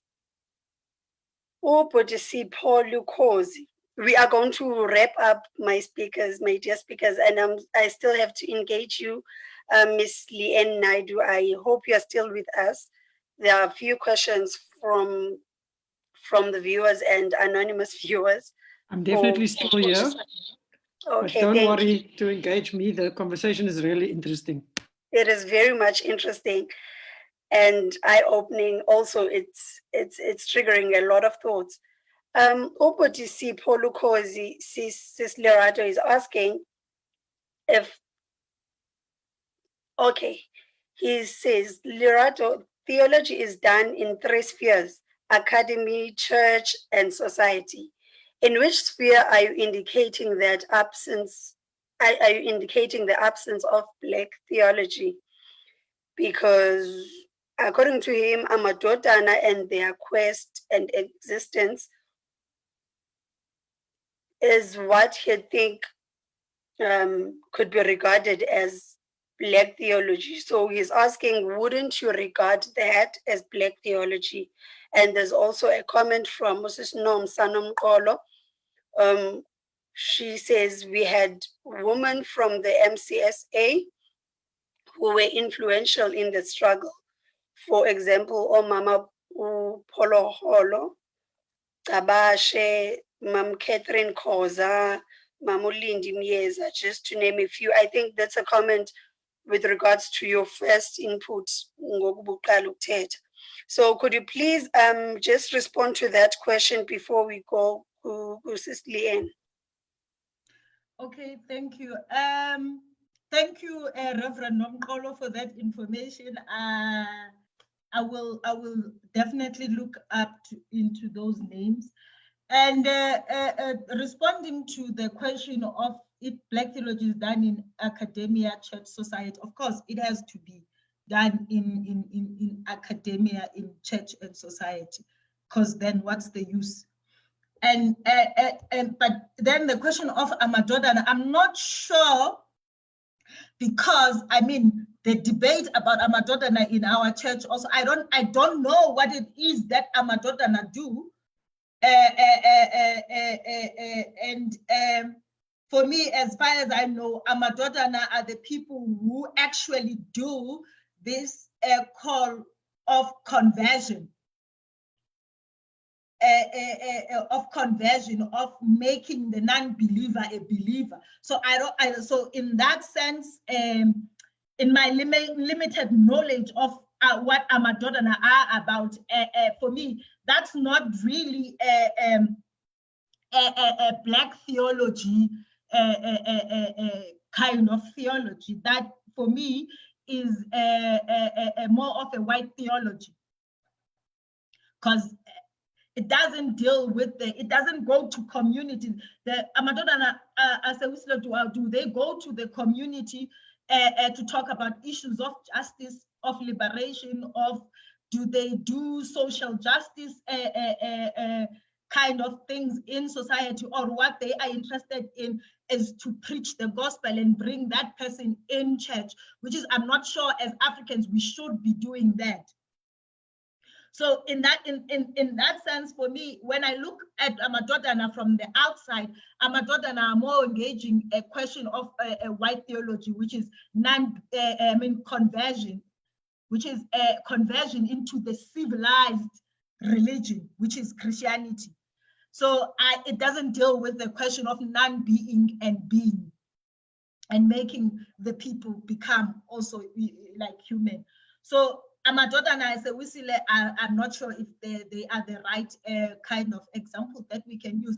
But I will say, as in my experience as someone who grew up in the Methodist Church, the classes that the Methodist Church has before we go to church or in the week might be a platform where actually Black theology is done, because within this context of e-classes, people are coming there not with they're coming with their suffering, with their pain.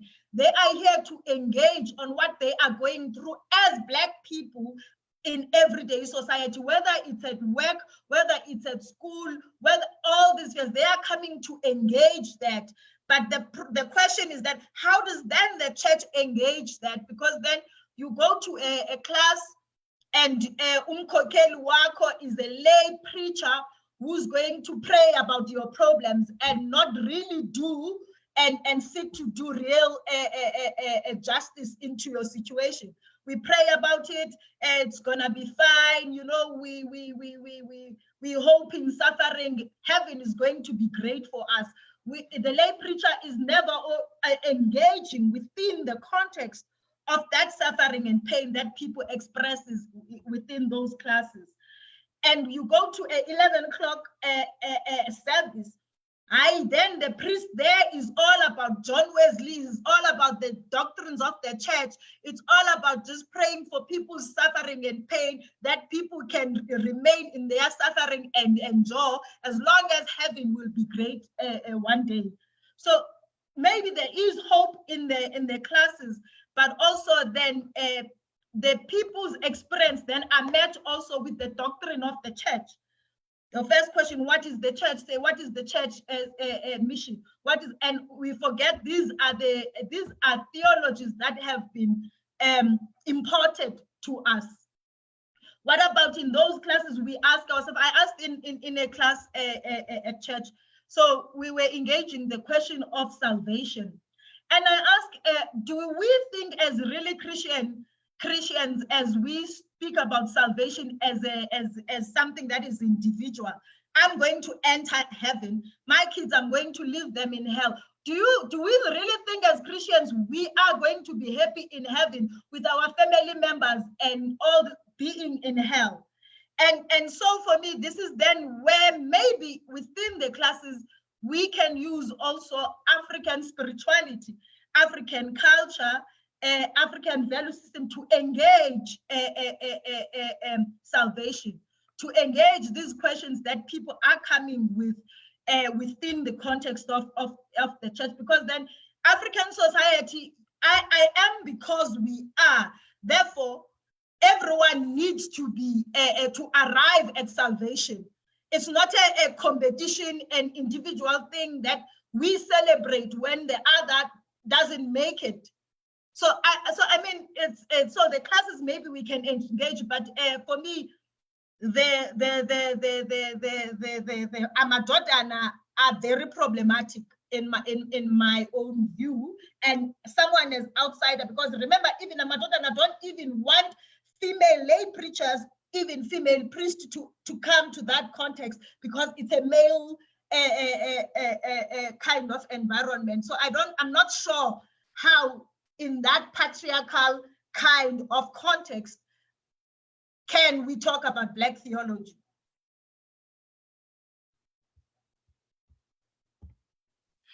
Thank you. Thank you so much, Lerato.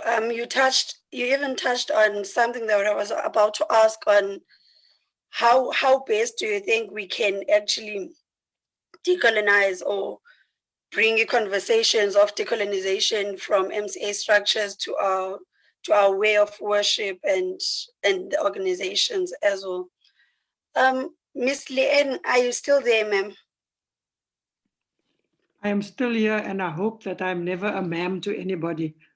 But I'm Miss, excuse me for that. Not even a miss. Oh, just Leanne. Good. All right, Leanne, sorry. Okay, can you please engage us or share your thoughts on what I would say it's ignorance on issues of racism from the South Africans. What do you think about what is happening today about the Black Lives Matter issue? Usis Lerato mentioned something along the lines of for Blackness to exist, there needs to be whiteness. There needs to be whites for us to exist as Blacks. So what can you say on that regard? Yeah. Thank you. Just also to say that I am not a churchgoer. I grew up in a home with an atheist and socialist parent who was very involved in the anti-apartheid struggle.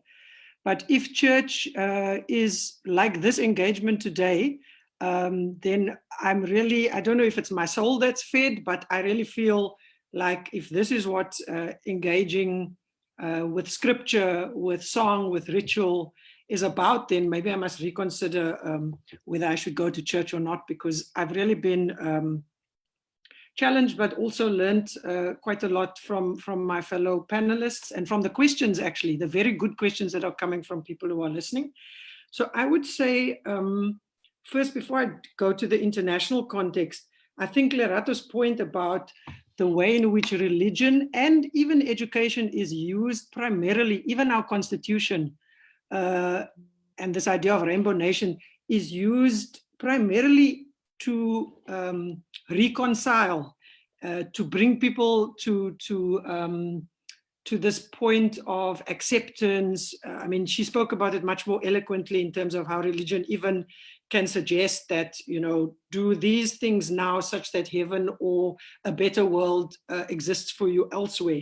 So that is the primary question for education, for religion, for even what we do with our siblings, with our children, is this idea of reconciliation without justice, and in particular without redistribution, because that land question, you can't think about anything without actually engaging the question of the way in which dispossession of language, culture, as well as land has happened through the project of colonization, and the inability at the transition for people who led or took the lead of the liberation struggle to negotiate something more just, to negotiate something other than an assimilation into a broken system that is really anti-Black and anti-poor, and we know also anti-woman if we look at the ways in which women and children are being, or at the brunt, and also Black men, at the brunt of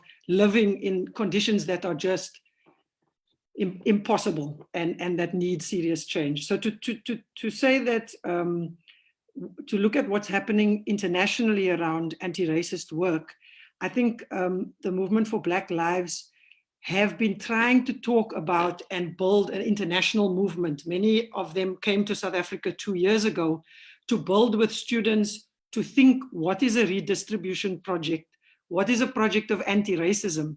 And a lot of that discussion really does point to the fact that in the South African context, but in the context of white supremacy and the way that the world is operating, we actually can't separate questions of race and class.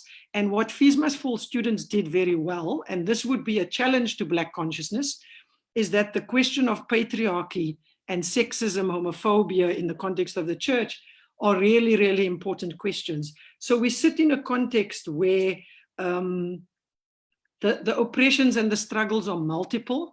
And I know that Lerato was also pushing us towards this question of what is being and non-being. And this relates seriously to the question of colonization and the idea that there were certain people were human and others were subhuman. And I don't think that we are tackling that question significantly enough. And so the question of being and non-being is absolutely important. My work focuses, and where I put a lot of my political and even educational energy, is towards thinking of ways of being together in struggle. And so when we think about the movement for Black Lives, and we think about some of the resistance that is building here and the kind of more broad movements that we're trying to build outside of just issue-based struggles, as we have been doing post-apartheid. We're either working on HIV/AIDS, or we're working on LGBTI issues, or we're working on issues of land and mine, but we're not finding the way to work together, is to say that I think racism in particular continues to be a world issue. That's a non-brainer. I think I don't even need to say it, but that the resistance to that is, it's important that we resist at a local level. It's important that we think about issues of Blackness, and we think and talk and write about critical perspectives on that. But it is also, and it was one of the first questions asked in the comment box, is like, yes, this is all good, but what are we doing in action? And it feels to me like thinking about ways of being in action together is really important to building resistance movements. And I think their Black consciousness helps us to a degree, to a large degree, going back to Reverend Molo's point around Blackness, or the positionality of the oppressed as holding the key to figuring out a form of humanization or being in another term.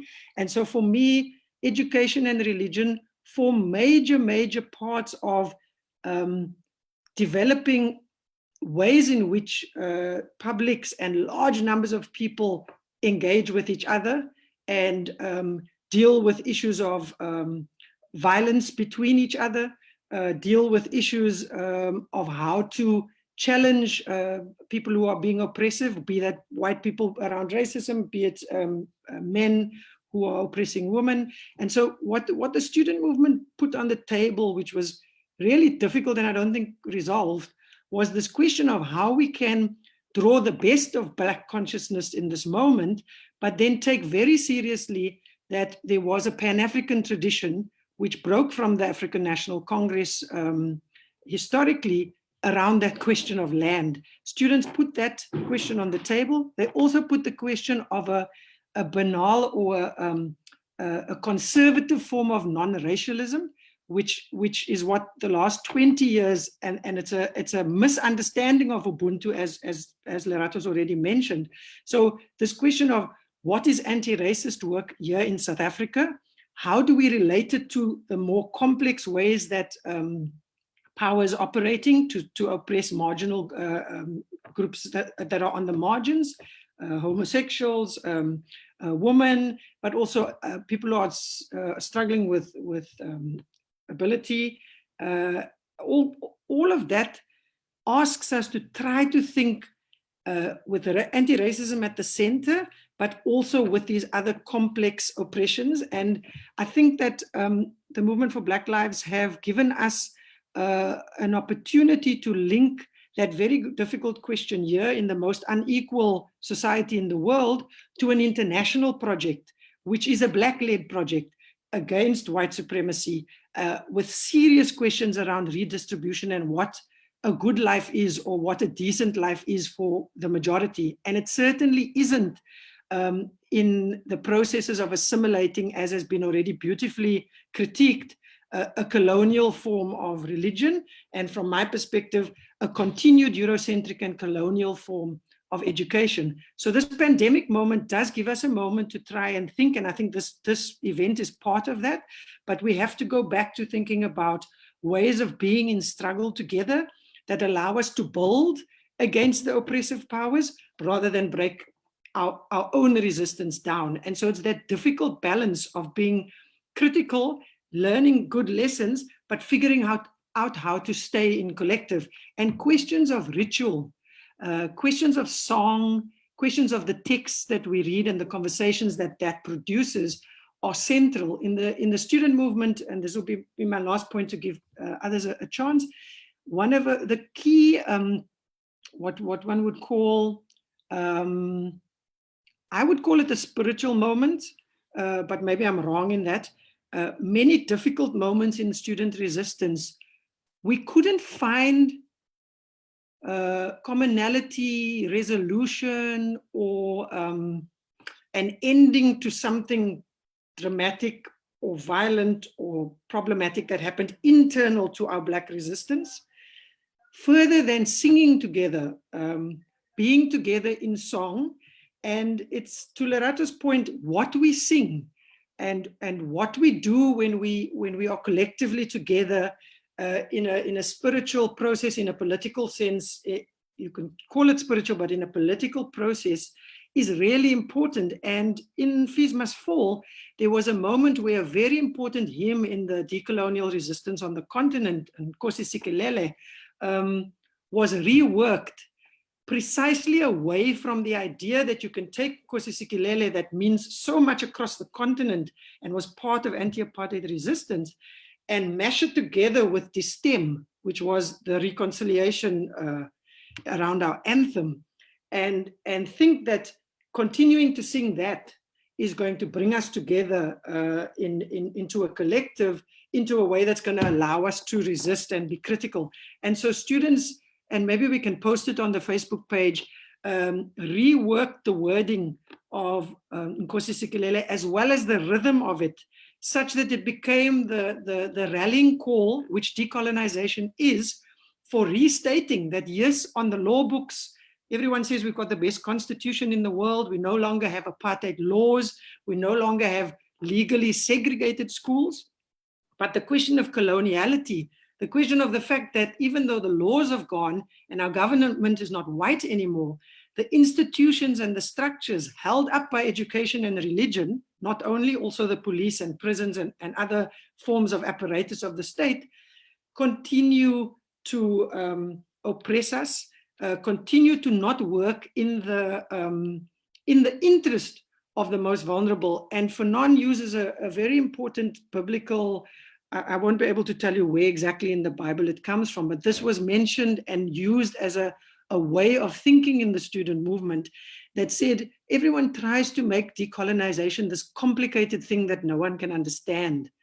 Ultimately, it is, in very simple terms, talking about the biblical idea that in working for justice and freedom, we have to put the last first and the first last in thinking about how we understand how we plan action together and how we implement that action. That in fact, it is really important that we think from the position of the worst or the person who's worst off. And that is a Black radical feminist tradition of thinking intersectionally, but also thinking that just because one is Black doesn't mean that someone, I think it was Reverend Molo who spoke about Black diamonds. I would call Black diamonds and many others Black liberals, people who have benefited for whatever reason, through education, through political affiliation, through some form of intergenerational wealth, even though there's not much to speak of in the South African context for Black people, that people then were assimilated and are benefiting off this unequal system. And so we do have to call that out as well and say, we need to think about how we understand Blackness and how that relates to land and not only racial oppression, but also class oppression more seriously. So I don't know if I'll get a chance to speak again. I want to say thank you very much for inviting me to be part of this conversation. And I look forward to hearing my panelists and also other questions. Thank you so much. Thank you, Leanne. I will definitely get another chance to speak again and wrap up. Sis Lerato, there's a follow-up question before we wrap up, before I ask the panelists to wrap up. There's a follow-up question, Sis Lerato, from Darosipo Lukozi. He says, Maldonado Torres' idea of coloniality of being is not in question for me here. Sis Lerato, are you there, Carl? So that I don't go on and Yes, yeah. I am there. Okay. He says Maldonado Torres' idea of coloniality of being is not in question for him here. My question is, do you disregard the way Black people are doing church in the MCSA? I'm giving you a simple example of Amadodana. Of course, they are evangelistic. Why not? They are Christian. But they also engage in a lot of socio-economic issues in their locales. You might not know that hostels, schools, informal settlements, bursaries, hospitals, etc., but you label them as patriarchal. And all those words, when what they were, not founded on Western values. So I'm really not sure on your understanding of the coloniality of being and the urgency of Black people. I didn't mention any John Wesley, just the experiences of Black Methodists in our local, whether they be male or female. So he has a follow-up question on the question he asked before about whether do you disregard the Amadodana, the way Amadodana do things as Black theology. I think do you still remember the question? So this is a follow-up question on that question he asked before. So please just engage that so that we can move on and wrap up.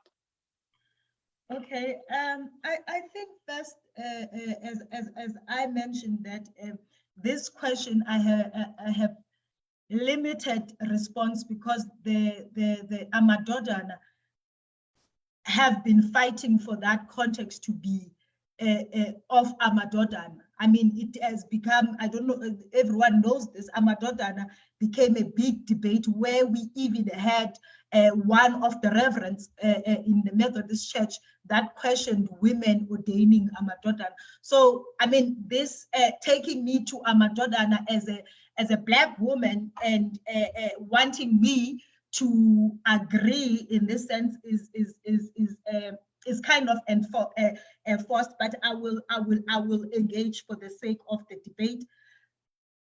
And also go, and maybe my response I will make an example of when I was doing my master's in I was doing my master's in the TRC of South Africa, and I was dealing with 3 case studies, which is the Gugulethu 7, the PEPCO 3, and the what is the church that was bombed in Cape Town.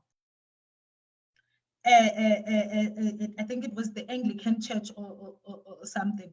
So, but when I dealt with that church, something that interesting that as I was doing my analysis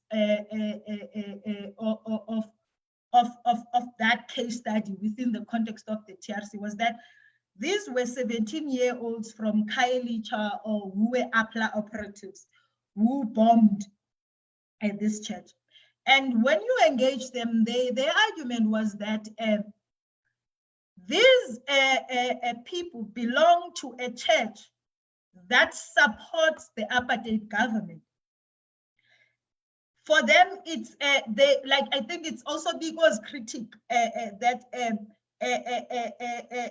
the white liberals, even I'll take it to the missionary church. The church mission for the church, it's so easy to go to society to do charity. You go to the society, you are saying, oh, I'm helping these people. This is what I'm doing. I'm doing social justice, and you do all these charity works. And these people did. They even invited. I think there were people from France or something who were part of those people who were bombed there. And these young people said, but these people come to our country. They take our land. They take our livelihood. They take everything that is supposed to sustain life for us. And then turn around and come as messiahs to our society that they are, this is what they are doing for us. They are doing charity. They are helping us. They are doing, but those APLA operatives found that this very problematic of the church, the church mission. Because in a church as a colonizing religion, its intention is to be a messiah. Its intention is to spoon feed black people into things that they deserve to. It's like a blackmail. We are doing this work in Mamelodi. We are doing this work, so therefore we are. But we are not dealing with the crux of the matter, the role of the church in oppression of our people. It's like a European organization taking money from these big corporation companies who actually are the one who sponsor the destruction of Africans in Africa. And then these same people come with their human rights organization and they say to us that, but instead of dealing with this organization that reproduces these things into in Africa. So you're telling me about the charity stuff that we do as church as aiding Black theology. That is not Black theology. And I'm not sure if also you really understand Nelson Maldonado's arguments, because actually Nelson Maldonado is in line with Black theology because he asked the question of being a non-being. So for him, this question of being a non-being is fundamental because his decoloniality is influenced by Frantz Fanon and Biko in himself, and he will even take you to argue in the question of being a non-being, and also question of how we the global south should engage in education. And he will make example with people like who is this famous European philosopher? I think, therefore I am.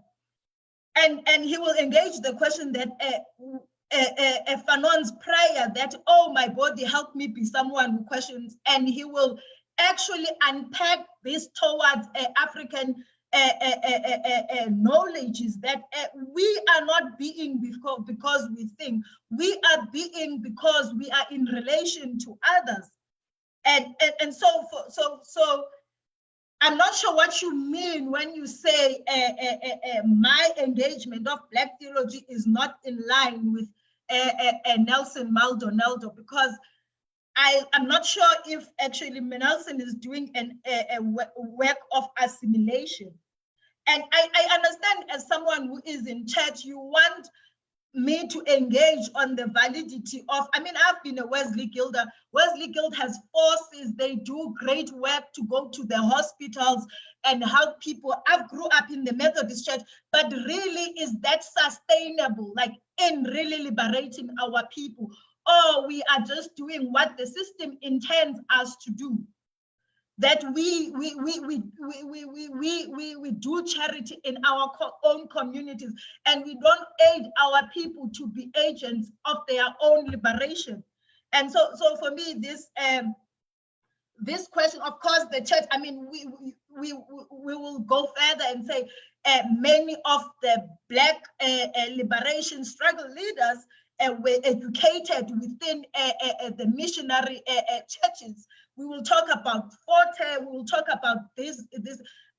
For me, I don't want to, I don't think this is the question that we should be engaging, because even though they were giving this education to Black people, what kind of education they were giving to our people? So what kind of charity are we doing as a Methodist church in our societies? Is a kind of charity that will sustain these people in their communities, or we are creating a dependence that people must come to church to worship this God and with hopes of going to heaven. In fact, we are actually helping sustain the church in itself as an institution, not really helping the people in their own context, in their own lived experience. And I will even take this to the Bible itself. There's a reason why Jesus actually didn't engage, even though he will come and engage within the synagogues and the temple. But Jesus felt there was a need to have this movement of these disciples where he gets to do these things.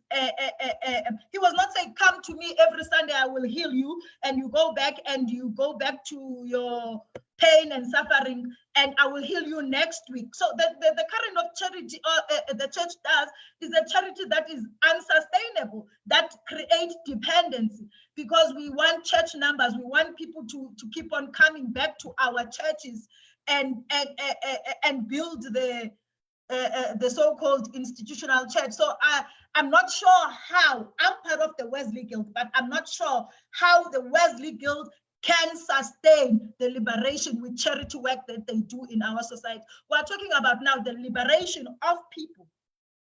And I'm not sure if I'm answering that question correctly, but I think those are my views.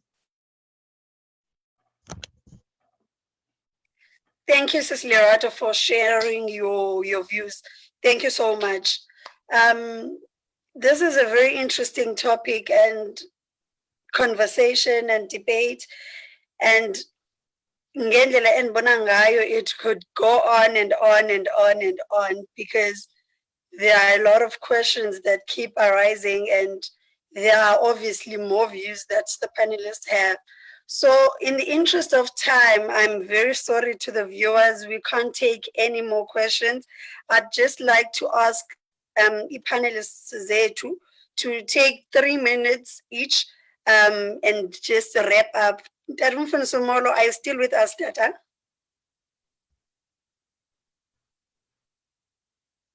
Please take 3 minutes and just wrap up, Tarumfunis.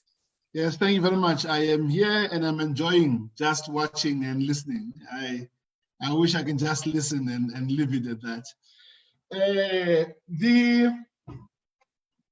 In my conclusion, my concluding, there's so much that this conversation has brought to light that I think needs further consolidation and engagement. I just want to start with some little things to say.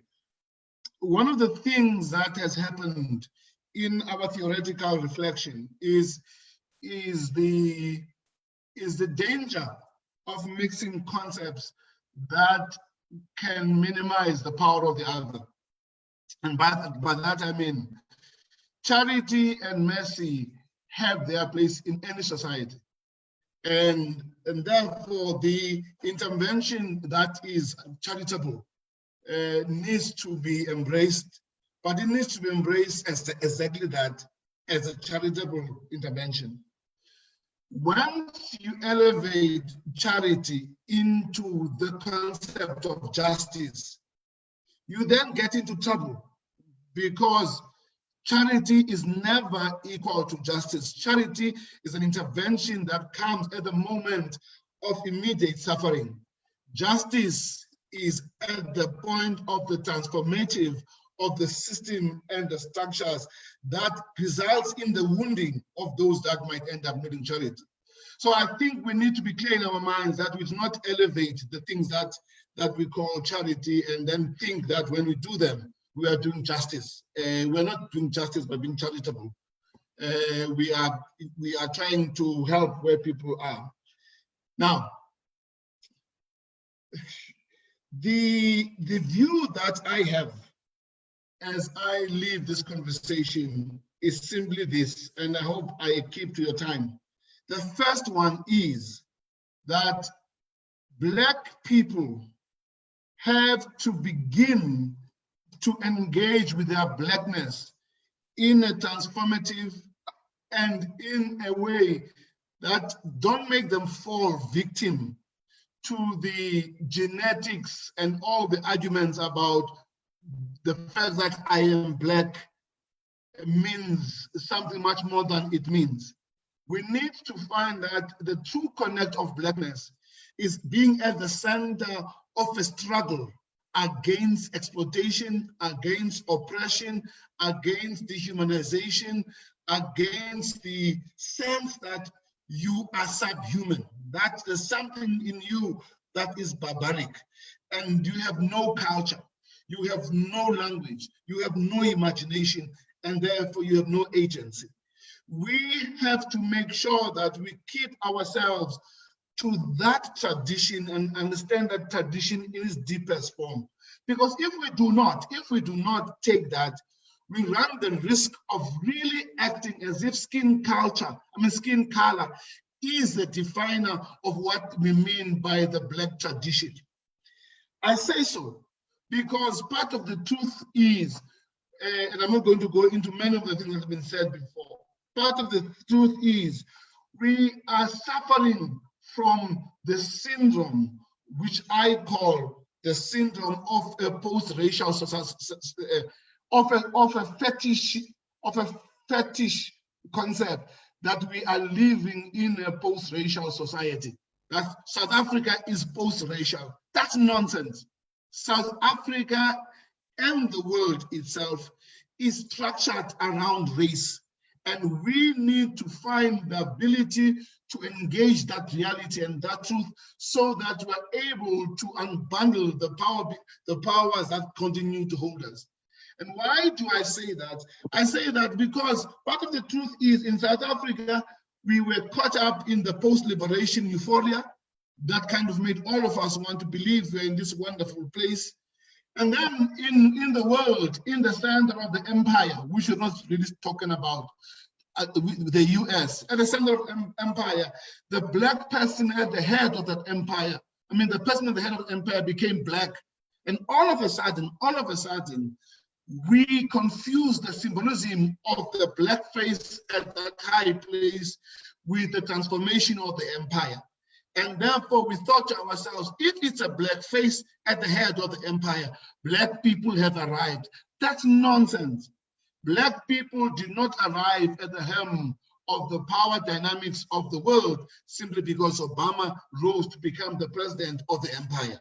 In actual fact, Obama's elevation to the head of the empire revealed the paradoxes and the problems that come with Black people being floated and being undergirded by white power, by white structure. And Black people themselves then become the face of that white power. And it becomes difficult for Black people then to critique the empire, because the empire has a Black face. And because the face is Black, we are now having to find some solidarity with the pigmentation of the face of the empire, rather than the radical problems that come with the empire. And I say this because even in Apaguti, and I see your time is against me, even amongst ourselves in South Africa itself, we run the risk of thinking simply because you are Black, you are transformational. Simply because you look like me, you are transformational. We have learned the truth. The truth is, sometimes some of the Black people who occupied positions of trust and power became the worst expression of dehumanization that comes with the power that surrounds them. So what do we need to do, in my view? We need then to nurture, embrace, elevate that Black culture that sees the connections of oppression as a defining feature of our activity in the world. We who are part of that Black tradition needs to say to ourselves, oppression, although we have experienced it to a white face, is able to come to us through the Pharaoh that we have crossed the river Jordan with, who looks like us. And that means employ a critical mind to unmask the abuse of power, even when it is done by those who are Black like us. Secondly, it is to understand that the issues of gender, the issues of homophobia, the issues of the exclusion of people through class, the issues of oppression that finds expression in the elitist attitude of superiority must be at the center of the struggle for our people. Because once they are at the periphery, indeed we look Black, but our soul is not reflective of those who work in solidarity with others to transform the world. It is my dear sister Angela J. Davis, who came to South Africa some two or three years ago, speaking on the Steve Biko lecture. And this is what she said. She said, sometimes the reality does not reflect the dream we had when we began the struggle against oppression and capitalism. She then says, this is what she says. She then says, but we keep on dreaming. We keep on committing ourselves to reimagine a different world, and we need to allow the present moment to reinvigorate our vision and our dreams. One of the people that I like reading a lot, Bell Hooks, says these words, and I think for me those words are powerful for me. She says, the moment we choose to love, we begin to move against domination, against oppression. The moment we choose to love, we begin to move towards freedom, to act in ways that are liberative ourselves and that liberate ourselves and others. That action is testimony of love as the practice of freedom. We, in our own midst, therefore, must be nucleuses of that love, of that place of transformation of society. Then that Palestinian called Jesus Christ, who lived in a very, very, very oppressive system of the empire, the oppressive system of his religion that was centered in the temple in Jerusalem. His birth is heralded by a woman, a young woman, who gets a child out of wedlock.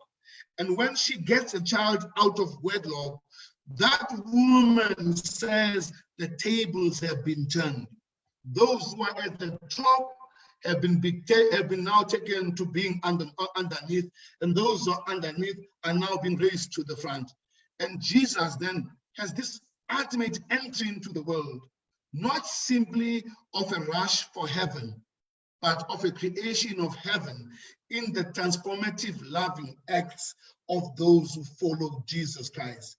If blackness teaches anything for this world, blackness says to this world, there is an alternative to how you have lived your life. Domination, exploitation, and destruction of lives is not the best way to be. We will act with one another. And I wouldn't even mention the issues of creation, the issue of how we as Black people need to connect with the suffering of creation. And in that connection of that suffering, become agents for the liberation of creation, so that creation becomes a living space that enhances life rather than a living space that threatens to consume all of us because of our greed, because of our inability to control our capitalist motive of domination and destruction of others. We who are part of this conversation, part of Blackness experience, must be chasing ourselves and asking, where are the women? Where are the children? Where is nature? Where are those who are sexually orientated different to others? How do all those struggles come together into a different human reality under God?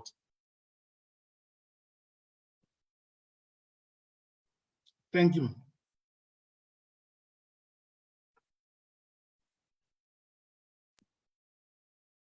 I am finished.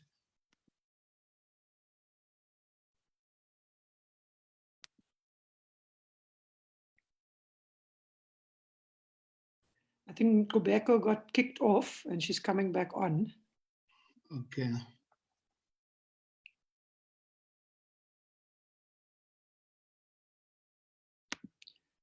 Maybe while she's coming back on, I'll just spend my 3 minutes. Thank you for that wrap up. I'll actually talk to, oh, there you are, okay. Please go ahead. Yes, you can carry on, please. Okay, should I go ahead? Okay. No, so, you can carry on and just wrap up for 3 minutes. Okay, so I think the point about being cautious about the idea of anything post-racial, I would add to that post-colonial. I think the idea that we can magically say something is post and change a couple of laws and then all of a sudden all the oppression and ways of being and ways of acting is just going to disappear. So I would add to be wary of this idea of being post anything and post-racial being a primary problematic for South Africa. But then I also want to say, I don't think it's only a case of the last 25 years having nostalgia. I think we have to come to a reckoning of the 90s as a time of violence, not only from the apartheid state, but violence, and this goes back to my question around ways of being in the resistance together. There was unbelievable violence against community leaders from inside the resistance movement in the 90s. I think it's Opa Lehulera who says that I think there were about 11,000 people killed, not only by the apartheid police in that period, 1990 to 1994. So there wasn't just a nostalgia, there was also a systematic project of silencing particular parts and traditions inside of the very diverse anti-apartheid movement. And we have to reckon with that, and we have to do the political and academic, intellectual and cultural work to understand that a bit better so we don't replicate those issues.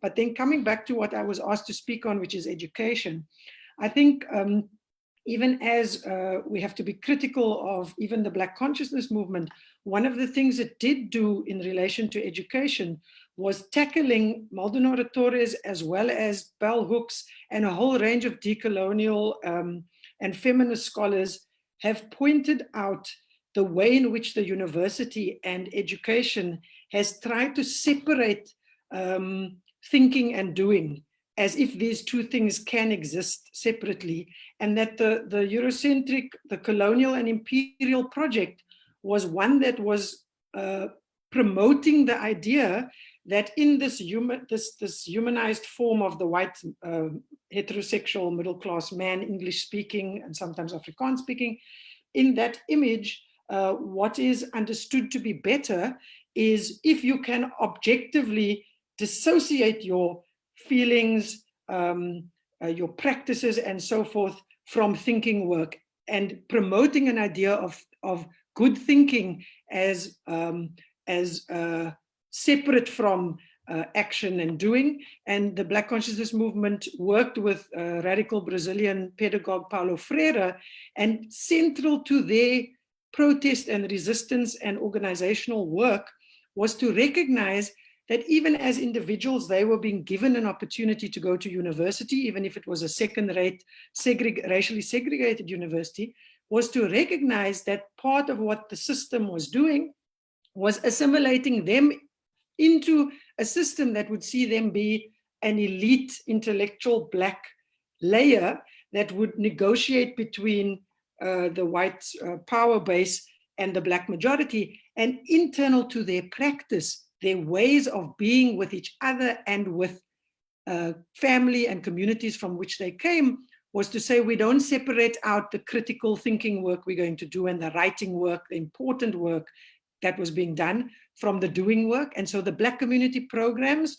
which came out of the ideology of Black consciousness, was not charitably working with family, friends, community spaces where people had come from, and some were still living, not charitably working with them, but working together to build an alternative, and recognizing that there is immense value in working collectively, but not hierarchizing. And we'll go back to the beginning comments, English speakers, university graduates, or people who are running successful businesses, but thinking more collectively around how we can work against this idea that a sense of being is in any way related to a sense of thinking. That this is the work that we as feminists, as radical educators, try to do in the education system to push against this idea that thinking and doing is separate. And then I would end, I'll also go, because I was thinking about when Angela Davis did her Steve Biko memorial lecture, one of the things she also said, which I think, and this is a comment to the organizers of this platform, she said that what she recognizes, and you remember she would be stepping into a moment where our own Black government was putting security police, private security and intelligence agents onto young students in a post-apartheid South Africa. That's what happened during Fees Must Fall. She recognized the way in which institutions and structures of power are going to try to crush political and critical resistance. And she said something that really stuck with me. She said, and I'll paraphrase, she was talking about the importance of intergenerational engagement. And she, as an activist who's been struggling for many, many decades, said that in the moment where young people make decisions that can be considered from another vantage point as problematic or wrong, or too radical, or too violent, or too... In that moment, what her understanding was that if you, as the elders, are not part of the conversation, are not part of and engaged in and on the ground with young people and others who are resisting the system, if people who are standing on your shoulders of activism are shaking, they're shaking because you haven't provided a strong enough ground. And so her impetus to us was to say, this is not a new struggle. This has been going on, and we have resources amongst us, and we should be engaging critically, building critical resistance, building critical solidarity. And so I see this in today's event, and I look forward to continuing the struggle that is long and continuous. Thank you so much. Thank you so much, Leanne. And Sisi Lerato, I was supposed to give you another 3 minutes now to wrap up.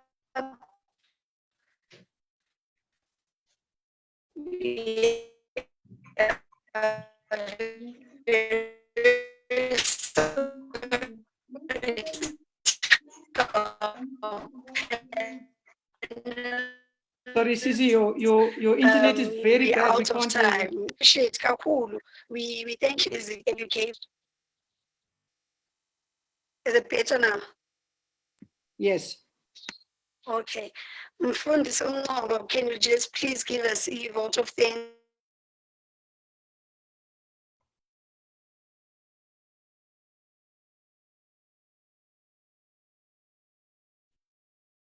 Thank you very much, Ngubeko, to our guests. We really appreciate. We want to thank you for making time and the impact that you have made to our youth today. But more than anything, thank you for challenging us as the church not to maintain the status quo as it is now. I think we will be better people tomorrow, and minds will be liberated. As you correctly said, you said that liberation is not equal to the liberation that is in the mind. We appreciate you, we thank you, and we hope that young people have learned from this session, and this will be the only one, but we will continue about this conversation, taking notes in what Lerato was saying, that we need to challenge and decolonize the way we do things within the Black context of our church. So thank you very much for your time, Leanne, and I hope to see you soon in church, as you correctly saw that you have now a different perspective of what church is and how the church deliberates its matters. So yeah, I will definitely refer you to a close church where you are Cape Town. Come, let us pray. Gracious God, we want to thank you once more for this team and for this opportunity to learn.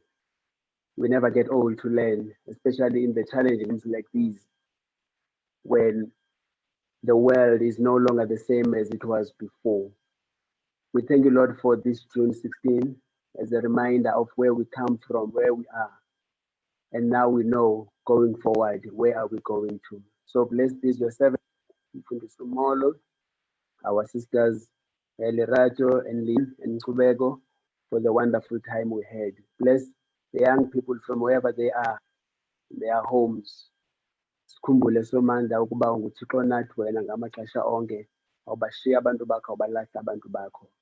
Ekugqibeleni kwako konke imali uthixo nofefe lenkosi yethu enguyesu Kristu lukaThixo nguyise, ubudlelwane bukamoya ingcwele mabuhlale kuthi sonke nasemakhayeni ethu. Ulibone ilelo lakowethu Nkosi, uxolele nezono zalo, ungayithobi ingqumbo yakho, geze lufu usapho lwakho nguKristu Nkosi yethu. Amen.